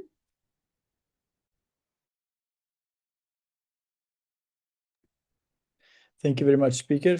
Speaker, thank you for allowing me just the last word on this. I think the administration will be able to answer most of the questions. I just wanted to comment on one thing, or two things. The council has actually approved the MIC funding committee, which deals with matters that the process of raising things and getting MIC projects onto MIC. MIC is supposed to go to the poorest of the poor communities always. So that's why you'll see the money that is spent on MIC is always in those communities. As you can see with these additions that we've now put in. I'm glad Councillor Mbandana spoke about the other sewer projects. Thank you for that, Councillor Mbandana. Those and again, I think Jacques can probably deal with that, but a place like Luri's sanitation is dealt with our own internal funding. It's not that it's not getting attention. The correctional services project sewer work is not our property. It's not our infrastructure. It is actually belongs to the Department of Public Works, and they need to do severe major upgrades to that plant before they can give it to us. There's also quite a few other projects that both Councillor Zana and Councillor Mbandana raised that is very valid and valuable inputs to have. This is based on what we can fund internally for our own funding, but also what we get from communities, from feedback from communities as far as IDP engagements are concerned and inputs from ward committees and so forth. So it's not that we thumb suck things and think, oh, this is a nice thing to do. It's actually on in documents that we do get and then go through the committees and so forth. Thank you. Thank you, Honourable Mayor. Councillor Oliphant, I'm first going to give to the administration, then I'll give over for a clarity question because I do not have you on my speakers list. Dr. Toy, I don't know if you want to add on these projects and how they get chosen on the committee and all of that. Thank you, Chair. Yes, I would just quickly, the mixed steering committee consists of Director Civil and Water Services, Electromechanical Director, Community Services, CFO, Manager, Assets and Investments, the IDP Manager and the PMU Manager. We had a steering committee meeting. A lot of projects were identified at that committee meeting, but it was decided that to approach on a more holistic overview and not to register any of the other projects currently to make sure they align properly with the IDP and so on. However, these two projects, for example, the Ocean View Collector Sewer was previously registered as a design stage project on MIG. So it's only natural then once you've got all the information ready and the environmental approvals to register it then as a construction project because it was already previously registered as a MIG project just on the design stage. And the Johnson's Ridge sewer was previously, we internally did the designs. So that project was implementation ready. And as such, then we recommended that we register that at the MIC meeting for implementation. The other projects weren't ready as such, but we're going to realign and make sure that we do cover all our bases to make sure that going forward, that we do in terms of the IDP and so on, make sure that over a long time perspective, we do comply and make sure we service all the communities. On some of the projects like the Luri Wastewater Works, as well as the Umzamawethu Wastewater Works, internal funding has been identified for those projects and they're already ongoing, the planning stage, the environmental studies and so on. That's quite extensive investigations. It would take about a year. Once we've got all the environmental approvals in place, then we can register that project as a construction stage project. Unfortunately, you cannot register a MIG project for construction until you've got all the EIAs and so on in place. On the Potensi Correctional Services, I would just like to mention that project, although it falls under correctional services, COGA did, I believe it was MIG funding in about 2020, 2021. There was extensive upgrades done on that plant. So yeah, I think it was about, about 15 million or something like that, but it was previously done. Although it fell under correctional services, the project upgrading was done by COGA at that time. Thank you. Thank you, Mr. Du Toit, for that clarity. Are there any questions of clarity? Are there any objections on this MIG projects? Councillor Mbandana, question of clarity. Thank you, Honorable Speaker. I've just listened to the input from the director, but I'm sure if he can go to the minutes of then Minister Macy handing over that project of Potensi Correctional Service to COGA Municipality, I've always been urging them to meet with Public Works in Gqeberha and also to check also on the minutes of handing it over. But I'll get a research information and then I'll submit it to you, Speaker, as to what was the agreement. Thank you. Thank you, Councillor. Any objections on this item?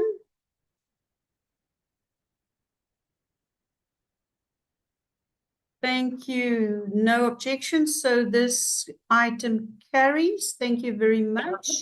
Mayor, back to you for electromechanical services. Thank you very much, Honourable Speaker. I'd like to table the items for electromechanical services, and it will be handled by Councillor Alexander. Thank you. Thank you, Mayor. MMC Alexander, the floor is yours.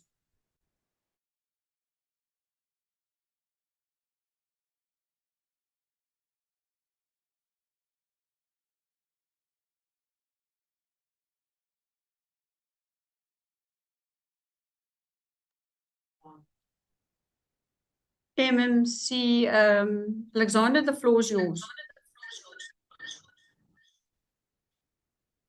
Speaker, can you hear me? Yes, but you're echoing, so I can hear another device in the background. All right, Speaker, is it better now? No, unfortunately not. I still hear the echo.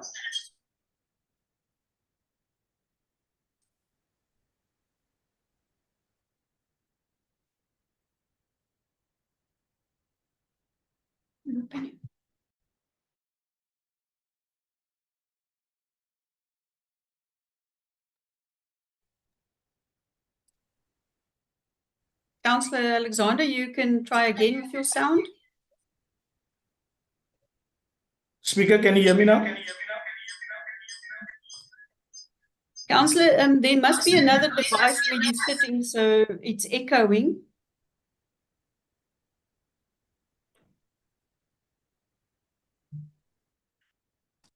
Speaker, can you hear me? Yes, that's much better. Thank you. Please proceed. All right, Speaker, I'm presenting item on page 350, item 2510, EMS 1, in request for council's approval for the appointment of Mr. Dumiso, GMR 21, and Mr. Bonga Pongwana as GMR 2, responsible persons. I tabled this for councils for approval and also take note of the comment on page 356, 8.4 by the director and the recommendations on page 353, 10.1 and 10.2. I table this item for approval. Thank you. Thank you, Councillor. I do not have any speakers on the item. Are there any people, councillors that oppose this item?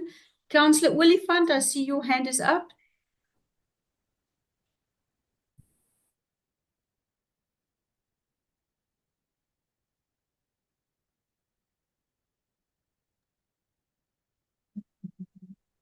Councillor Oliphant? Do you have any objections on this item? Has Councillor Alexander's suspension been lifted, Speaker? Councillor Oliphant, could you repeat what you just said? I'm asking the suspension on Councillor Alexander for allegedly stealing electricity. Councillor, this Has it got been nothing to do with suspended? the item, unfortunately. So I'm not going to entertain this. Councillor Mbandana, you are you objecting on this item? Just the ways that the question is phrased. Thanks, Honorable Speaker. Speaker, we actually serving in this department. One wants to appreciate the clarity and the direction of the director in this department, and also wants to welcome Mr. Nongawula. Nongangula, it's written wrong on the recommendation. Just a correction on GMR2 10.1. Just correction of the surname. Also, just for our directorate to indicate to Mr. Nongangula, this is not a Leichhardt department. It's just he need to lift up his socks and his trouser. It's the most income generating department. Just to read the Riot Act that Councillor Mbandana is saying, it's not a SNUR department. It's not a Leichhardt department. You need to perform here. Thank you. Thank you, Councillor. The administration will look at the spelling of Mr. Mdumisu's spelling. So they will look at that. Thank you for that, picking up that spelling mistake. Do I have any objections on this item? Thank you, councillors. So this item carries. Back to MMC Alexander for EMS 2. Thank you.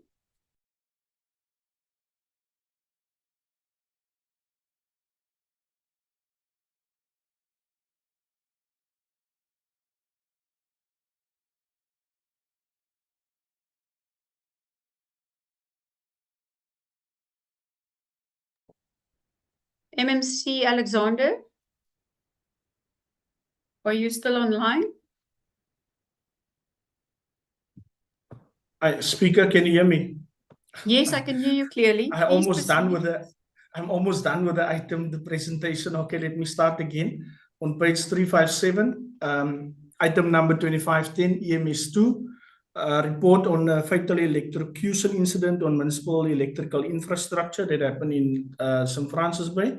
The introduction was just to report and serves to inform the council of the fatal electrocution incident that occurred on municipal infrastructure. The council to take note, recommendations on page number 360, recommendations 10.1 and 10.2. I table this for noting. Thank you, MMC Alexander. I have one speaker on this item, Councillor Nshota.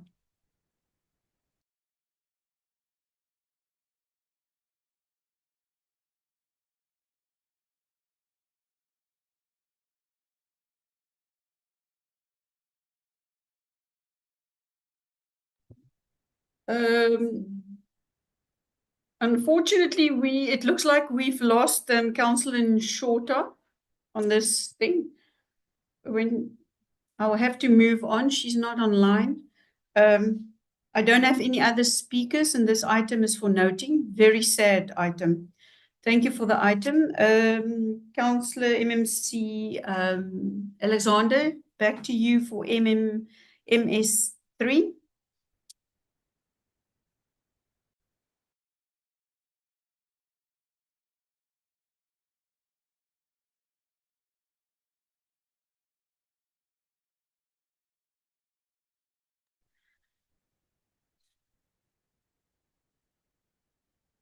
MMC Alexander, the floor is yours. Apologies, speaker, just mute and unmute. Yes, we can hear you. You may proceed. On page 367, item 2510 EMS3, introduction of Kouga Electricity Demand Side Management Program in alignment with Eskom Distribution Demand Management Program. Kouga municipality is currently facing significant electricity supply challenges driven by a relatively fast growth in developments and tourism activities. To address these issues, the municipality is implementing electricity demand side management initiatives aligned with Eskom distributions. The recommendations is on page 371 and requests council's support to submit application to Eskom. I table this item for support from council. Thank you, Speaker. Thank you, MMC. My first speaker on the item is Councillor van der Linde. Thank you. Thank you, Madam Speaker. Madam Speaker, I and the Freedom Front is fully in support of this item, and yeah, all means and methods must be investigated to lower the cost of Eskom to benefit our consumers. I know for a fact that we have a meeting on the 2nd of December with a company called Discovery Green that can help us as Kouga municipality to save millions of rands towards our Eskom bill. So I'm looking forward for the company to come and present to the mayor and all the directors who is involved and CFO and the MM to see if there's benefits in that, that we can take that to bring that people to council, to present to council, to save a lot of money for us for our residents. Thank you, Madam Speaker. Thank you, Councillor, for that comments. I do not have any other speakers on this item. Do I have any other clarity or any objections on this item? Thank you, councillors. Then this item also carries. That's the end of the mayor's things. Then I move over to number 19, questions submitted in terms of Rule 39 of the Standing Rules and Order. MM3, Councillor Nikilishani sent questions, and I can give back to him if he have questions of clarity on the answers that was provided to him. Councillor Nkilishani, do you have any additional clarity questions on the item? Afternoon, Speaker. Speaker, as the FF, would like to know the reasons provided by CW Malan law firm about why they decided to quit the case against Mr. Freddie van Rooyen. Surely there are reasons. They didn't just quit nje. It is important for us to know why. We were always told that CJ Malan has been always ready to fight this case till the end. And obviously, acting on the instruction of the municipality, if you are saying that you are fighting the case till the end, you are quitting the case, then it means you have reached your end. Speaker, my question also, are we not wasting the money of the ratepayers again? And what money that has been spent so far from this case? And I believe there are those who ran to comment on Facebook accusing, after drinking Clip-Driften Coke, comment about Mr. Van Rooyen. So they are the ones who must, if it happens that we lose this case, they are the ones who must pay up this money. Thank you very much, Speaker.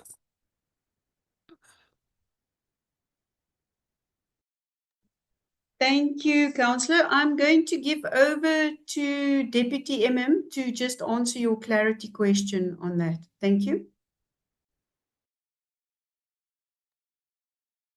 Thank you, Speaker. First question, just let me deal with the thing of costing. I think to say it is wasteful to defend this case. It's not an accurate statement, as the initial claim was 7 million, and due to the municipality opposing this matter, the claim has already gone down to 3 million. So by opposing this matter, the statement of claim has already gone down 4 million rand. And then second, first, in terms of CW Malan, service providers, especially lawyers, are at their liberty to withdraw from cases. And it must also be noted, when a new panel of attorneys was appointed, CW Malan wasn't part of that new panel of attorneys. So they are at liberty to withdraw from a case without providing any reason. And they have their justifiable, their own reasons, practicality, but they are at liberty to withdraw from a case and to hand over the full file to the another service provider which we appointed. So there's no duplication, there's no additional cost being paid, because the full file work has been done has been handed over. Thank you. Thank you, DMM. I'm going to give over to Councillor Mbandana for a clarity question. Thank you, Chair. Just on this matter, I'm just checking, Chair, given the fact that we've got now a new verdict on the High Court, Zuma versus the state, and paying back all the money, the 28 million. Just a question of clarity. Are we not learning anything from that Zuma verdict? That's the first clarity I want to check. And the second one, given the fact that we defended the matter against Siya Chokile attorneys against Gwaba in Andreskral in Patensi, where we employed a senior counsel to defend a frivolous case where we had no prospectus of winning the case. What have we learned from that? Because there was a counsel payment for Siya Chokile versus the advocate he employed. Just a question, in this Freddie van Rooyen case, what have we learned out of it? And then finally, it goes to the response on the Zuma paying back the cost of the state. Thank you.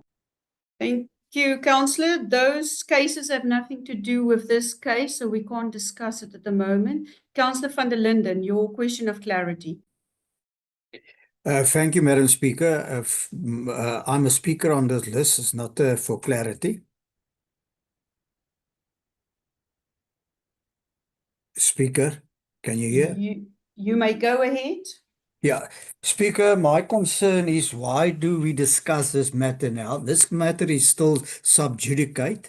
If we go and have a look in our confidential minutes on page 20, it says it's still ongoing. So this is sub judice. So we can't discuss this case here. And I want to know, why is it in the open agenda, not in confidential? Thank you, Madam Speaker. Thank you, Councillor van der Linde. Councillor Peterson, your question of clarity. Thank you, Speaker, and greetings to everyone. It was unfortunate that I had to join Council late, but my question of clarity, I also need to clarify with the Councillor van der Linde that it is not the merit of the case that's being discussed. It is the fruitless and wasteful expenditure pertaining to obtaining legal assistance in the matter that is at dispute. My question that I want to ask to the Deputy Municipal Manager De Jager, which is still a post that I'm contesting, is the litigation mandate. It seems like it's being misused and abused by Charles du Plessis and your office, and it is not Councillor, a Councillor, competency. relevance. You're not speaking to the item. Please I speak to am the speaking. item. I'm responding to the response of a speaker to the item, which was Mr. De Jager, who was saying that it's not fruitless expenditure, while I continue to maintain that we are wasting taxpayers' 10 money on seconds, Councillor. litigation. Thank you, Speaker. We are wasting taxpayers' money on litigation that has nothing to do with us, first of all. Second of all, the matter is a private matter between Mr. Van Rooyen and Horatio Hendricks, who has nothing to do with council. Thank you, Councillor. So I Your don't time is up. Thank you. Deputy MM, would you like to comment on some of the clarity questions on litigation and things? Thank you, Speaker. Unfortunately, I can't comment because there is statements made, falsely so to say, that wasteful expenditure has been incurred. There's no proof of any wasteful expenditure, so I cannot comment on that. Speaker, I also cannot comment based on Councillor Peterson's statement that he's still disputing my appointment, so I cannot comment on these comments, Speaker. I think everything has been said and I have no comments further on the matter. Thank you. Thank you very much. Councillor Nkilishani, I'm going to give you one question on clarity on what DMM says, and then we're not further going to discuss this item. Thank you.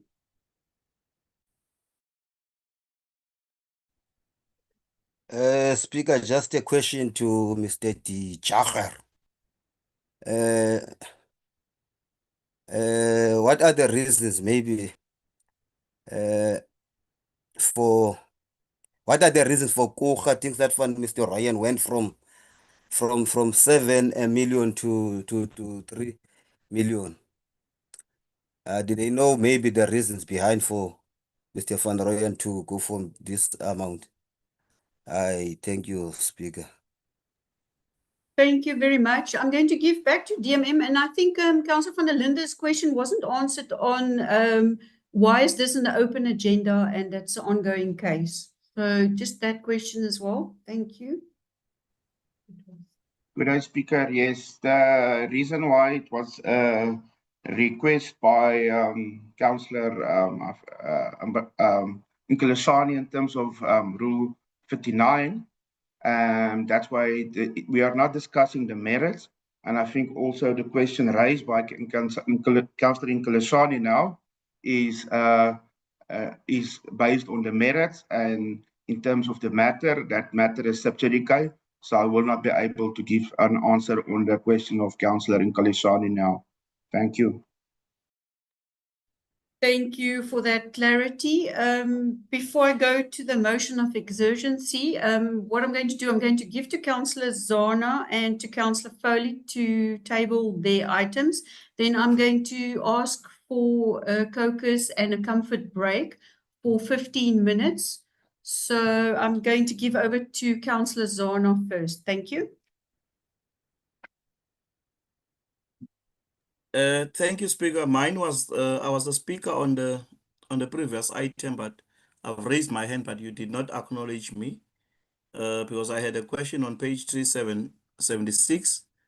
As I feel that the response there was not given as to how far is the process now on Earth 7222 in Ocean View.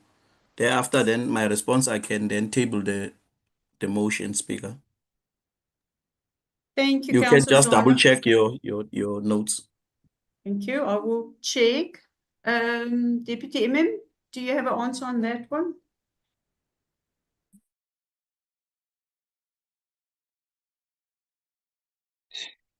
Speaker, I am not sure the question. Okay, the quick question provided. As I said in the response, however, this matter is still pending a sub judice, and we cannot discuss the merits of the matter here, Speaker. So I cannot respond any further in what we have responded on. We have given what we could respond, and we cannot respond any further as the matter is still running sub judice, and the merits is not to be discussed in this item. Thank you. Thank you, Deputy M. That's too clarified. Councillor Nkalishani, we done with this item. You're welcome to send me more questions and things, but at this stage, it sounds like we cannot discuss further because it is still an ongoing case. So we can only discuss that. I'm going to give back to Councillor Zana to do his motion of exigency. A brief one, please, Councillor Zana. Just the heading and a quick explanation. Thank you, Madam Speaker. Perhaps let me start by the heading, because I'm rising on Rule 30.1 of the Standing Rules of Order. But the exigency, Madam Speaker, is failure of the Speaker to respond to allegations of electricity meter tampering by Councillor Alexander and demand for immediate action to uphold council integrity. That's the motion, Speaker, that we want to rise on.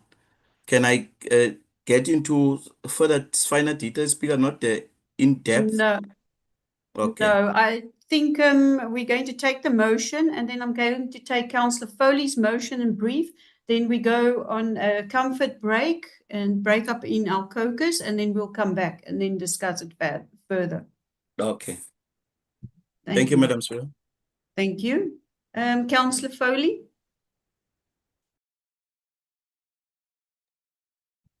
Thank you, Honourable Speaker. Speaker, I'm also rising on in terms of Rule 30 of the Standing Rules of Order. Speaker, the heading of my motion is to request for the review and the increase of the speed limit along Coral Street in Jeffreys Bay. I request that the Council considers as a matter of exigency the need to review and increase the current 40-kilometer speed limit at Coral Street. The road is currently, it's a Class 4 road serving as a main artery to the surrounding communities. Speaker, that is my intro to the community. If it's seconded, then I can give more background and a proposal. Thank you. Thank you, councillors. We're going to take a comfort break for 15 minutes and in our caucus groups, and then we'll come back and then we will vote on these motions. And first I'll ask for people to second these motions and then we can vote on it. Thank you. Enjoy the comfort break.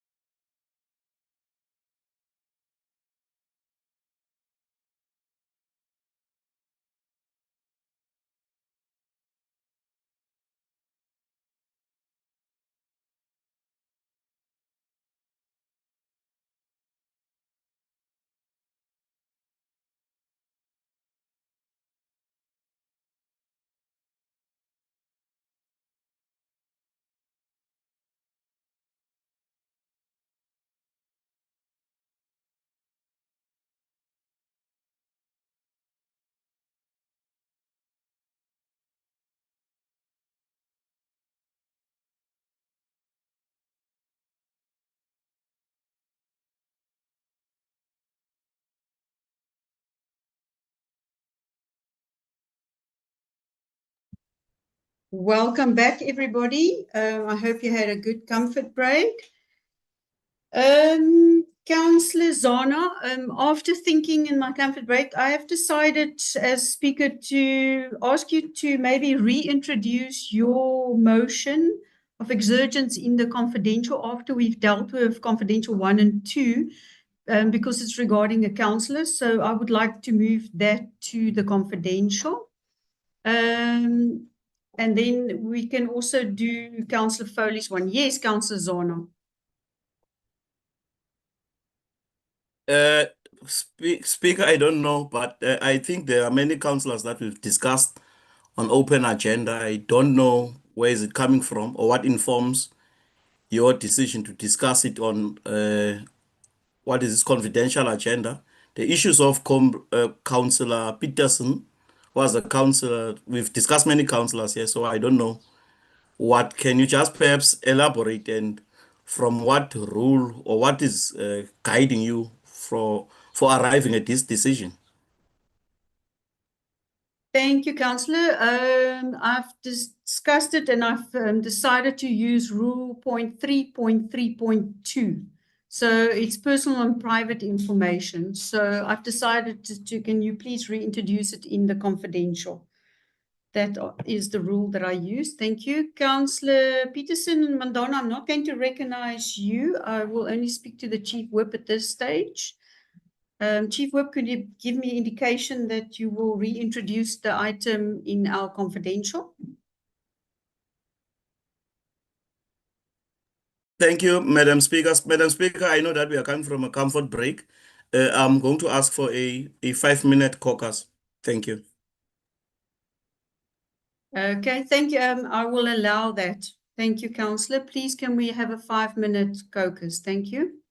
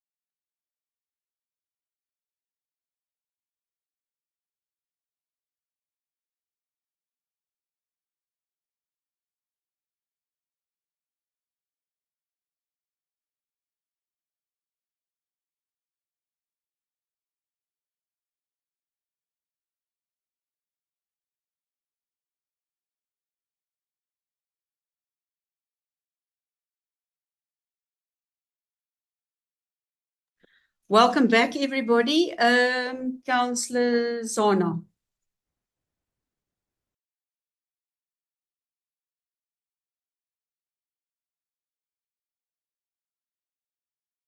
Thank you very much, Madam Speaker. Madam Speaker, I think I'm cognizant of the rule that you are raising on 3.3, but I want to state it here in this particular meeting, as Madam Speaker, that this is a matter of public interest to the people of Kouga. And this matter, in as much as I've stated before, we've discussed many confidential issues about councillor salaries that were deducted here, personal issues. And I'll want to state, Madam Speaker, further to this, that the colleague that we are discussing here is a public figure, and there's nothing perhaps that's barring us from discussing this issue openly, because it's a matter of public interest. People who have been disconnected across Kouga, we've been discussing them, and they have interest on how then do we deal with one of our own when we are dealing with this. So as the ANC caucus, we are not for discussing this in a confidential agenda. We want to discuss it here, Madam Speaker. And I would further ask, Madam Speaker, that we have a division of a vote when we are going to this, so that those that will say that let's not discuss it, let it be known by the people of Kouga that who are the people who say that this issue should not be tabled and even discussed. Thank you, Madam Speaker. Thank you, Councillor Zana. Honourable Mayor.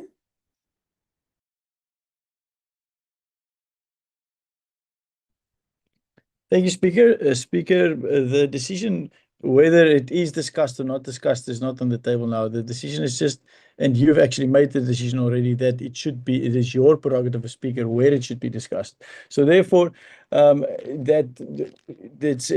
a discussion to be had in the confidential agenda. If we discuss it, and you've made that decision already, so it's, if the ANC wants to table this item in confidential, they can or they cannot, and then only we can vote whether we discuss it further or not. So it's irrelevant to speak about this any further here. You've already made a decision to discuss it in confidential, and then we'll vote on whether we should or shouldn't discuss it, and then they can call for division of vote and all of the rest of it if the need is there. Thank you. Thank you, Honourable Mayor. I have made that decision that we're going to listen to that one to make a decision on Councillor Zana's motion. Councillor Foley, may I ask you to present your motion again so we can listen to it, and then I also need a seconder.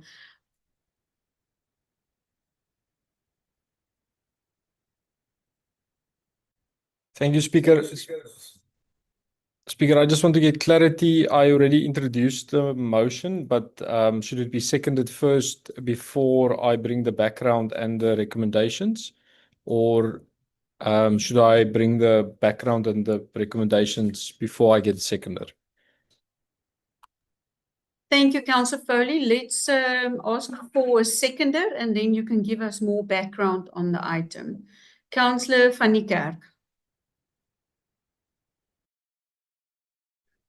I will second Councillor Foley's motion.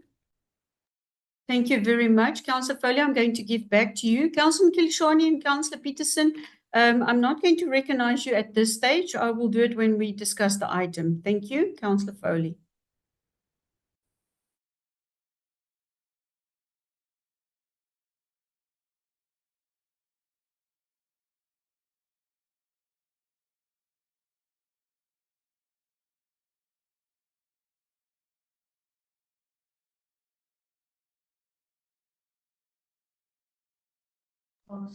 Thank you, Speaker. Speaker, as a background to my previously stated introduction, I want to bring to Council further clarity on the motion about Coral Street and the speed limit. Speaker, Coral Street functions as a major connector road, facilitating a lot of traffic volume between residential areas and key communities. The current posted speed limit of 40 kilometers per hour has been raised as a concern by many of my constituents and other daily users of the road as well, as it may not adequately reflect the road's classification, the design of the road, and the actual usage patterns. Speaker, there has also been reports of inconsistent driving behavior resulting in localized speeding in near sensitive zones such as the Shama preschool, posing a potential safety risk to pedestrians and school children. Therefore, Speaker, I would like to bring the following two recommendations. Recommendation 1 is that the current 40 km/h speed limit of Coral Street be referred to the Traffic Calming Measures Committee for review, and also for considering to increase the speed to 60 km/h with the aim of deterring an appropriate and safe speed limit in line with the road's classification and function. Recommendation 2, Speaker, is that the administration investigate the installation of a permanent speed control camera at the identified high-speed hotspots along Coral Street, specifically in the vicinity of the Shama preschool, to enhance compliance and pedestrian safety. Thank you, Speaker. I submit this motion to Council. Thank you, Councillor Foley. I would like a seconder on the recommendations. Councillor Haystack. I will second the motion, Speaker. Thank you. Then we have to go to a vote to accept the motion with the recommendations. Could we set up a poll for that? Thank you.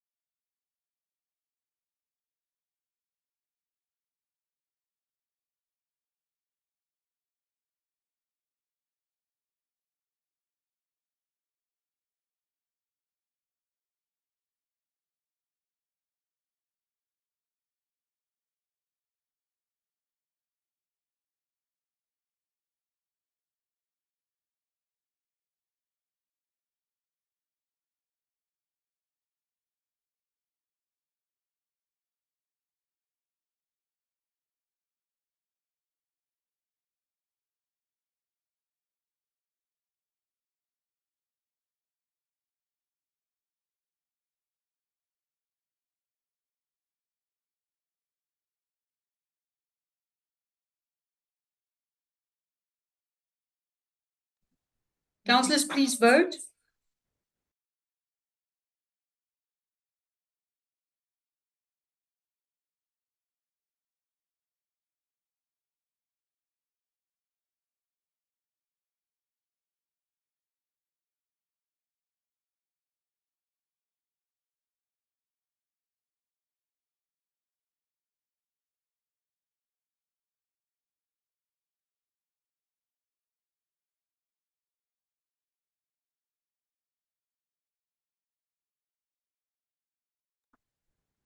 Thank you, administration. What does the poll indicate?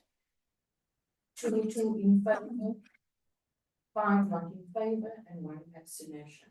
Okay, we have 22 in favor of this motion, 5 not in favor, and 1 abstain. Thank you. So this matter will go forward.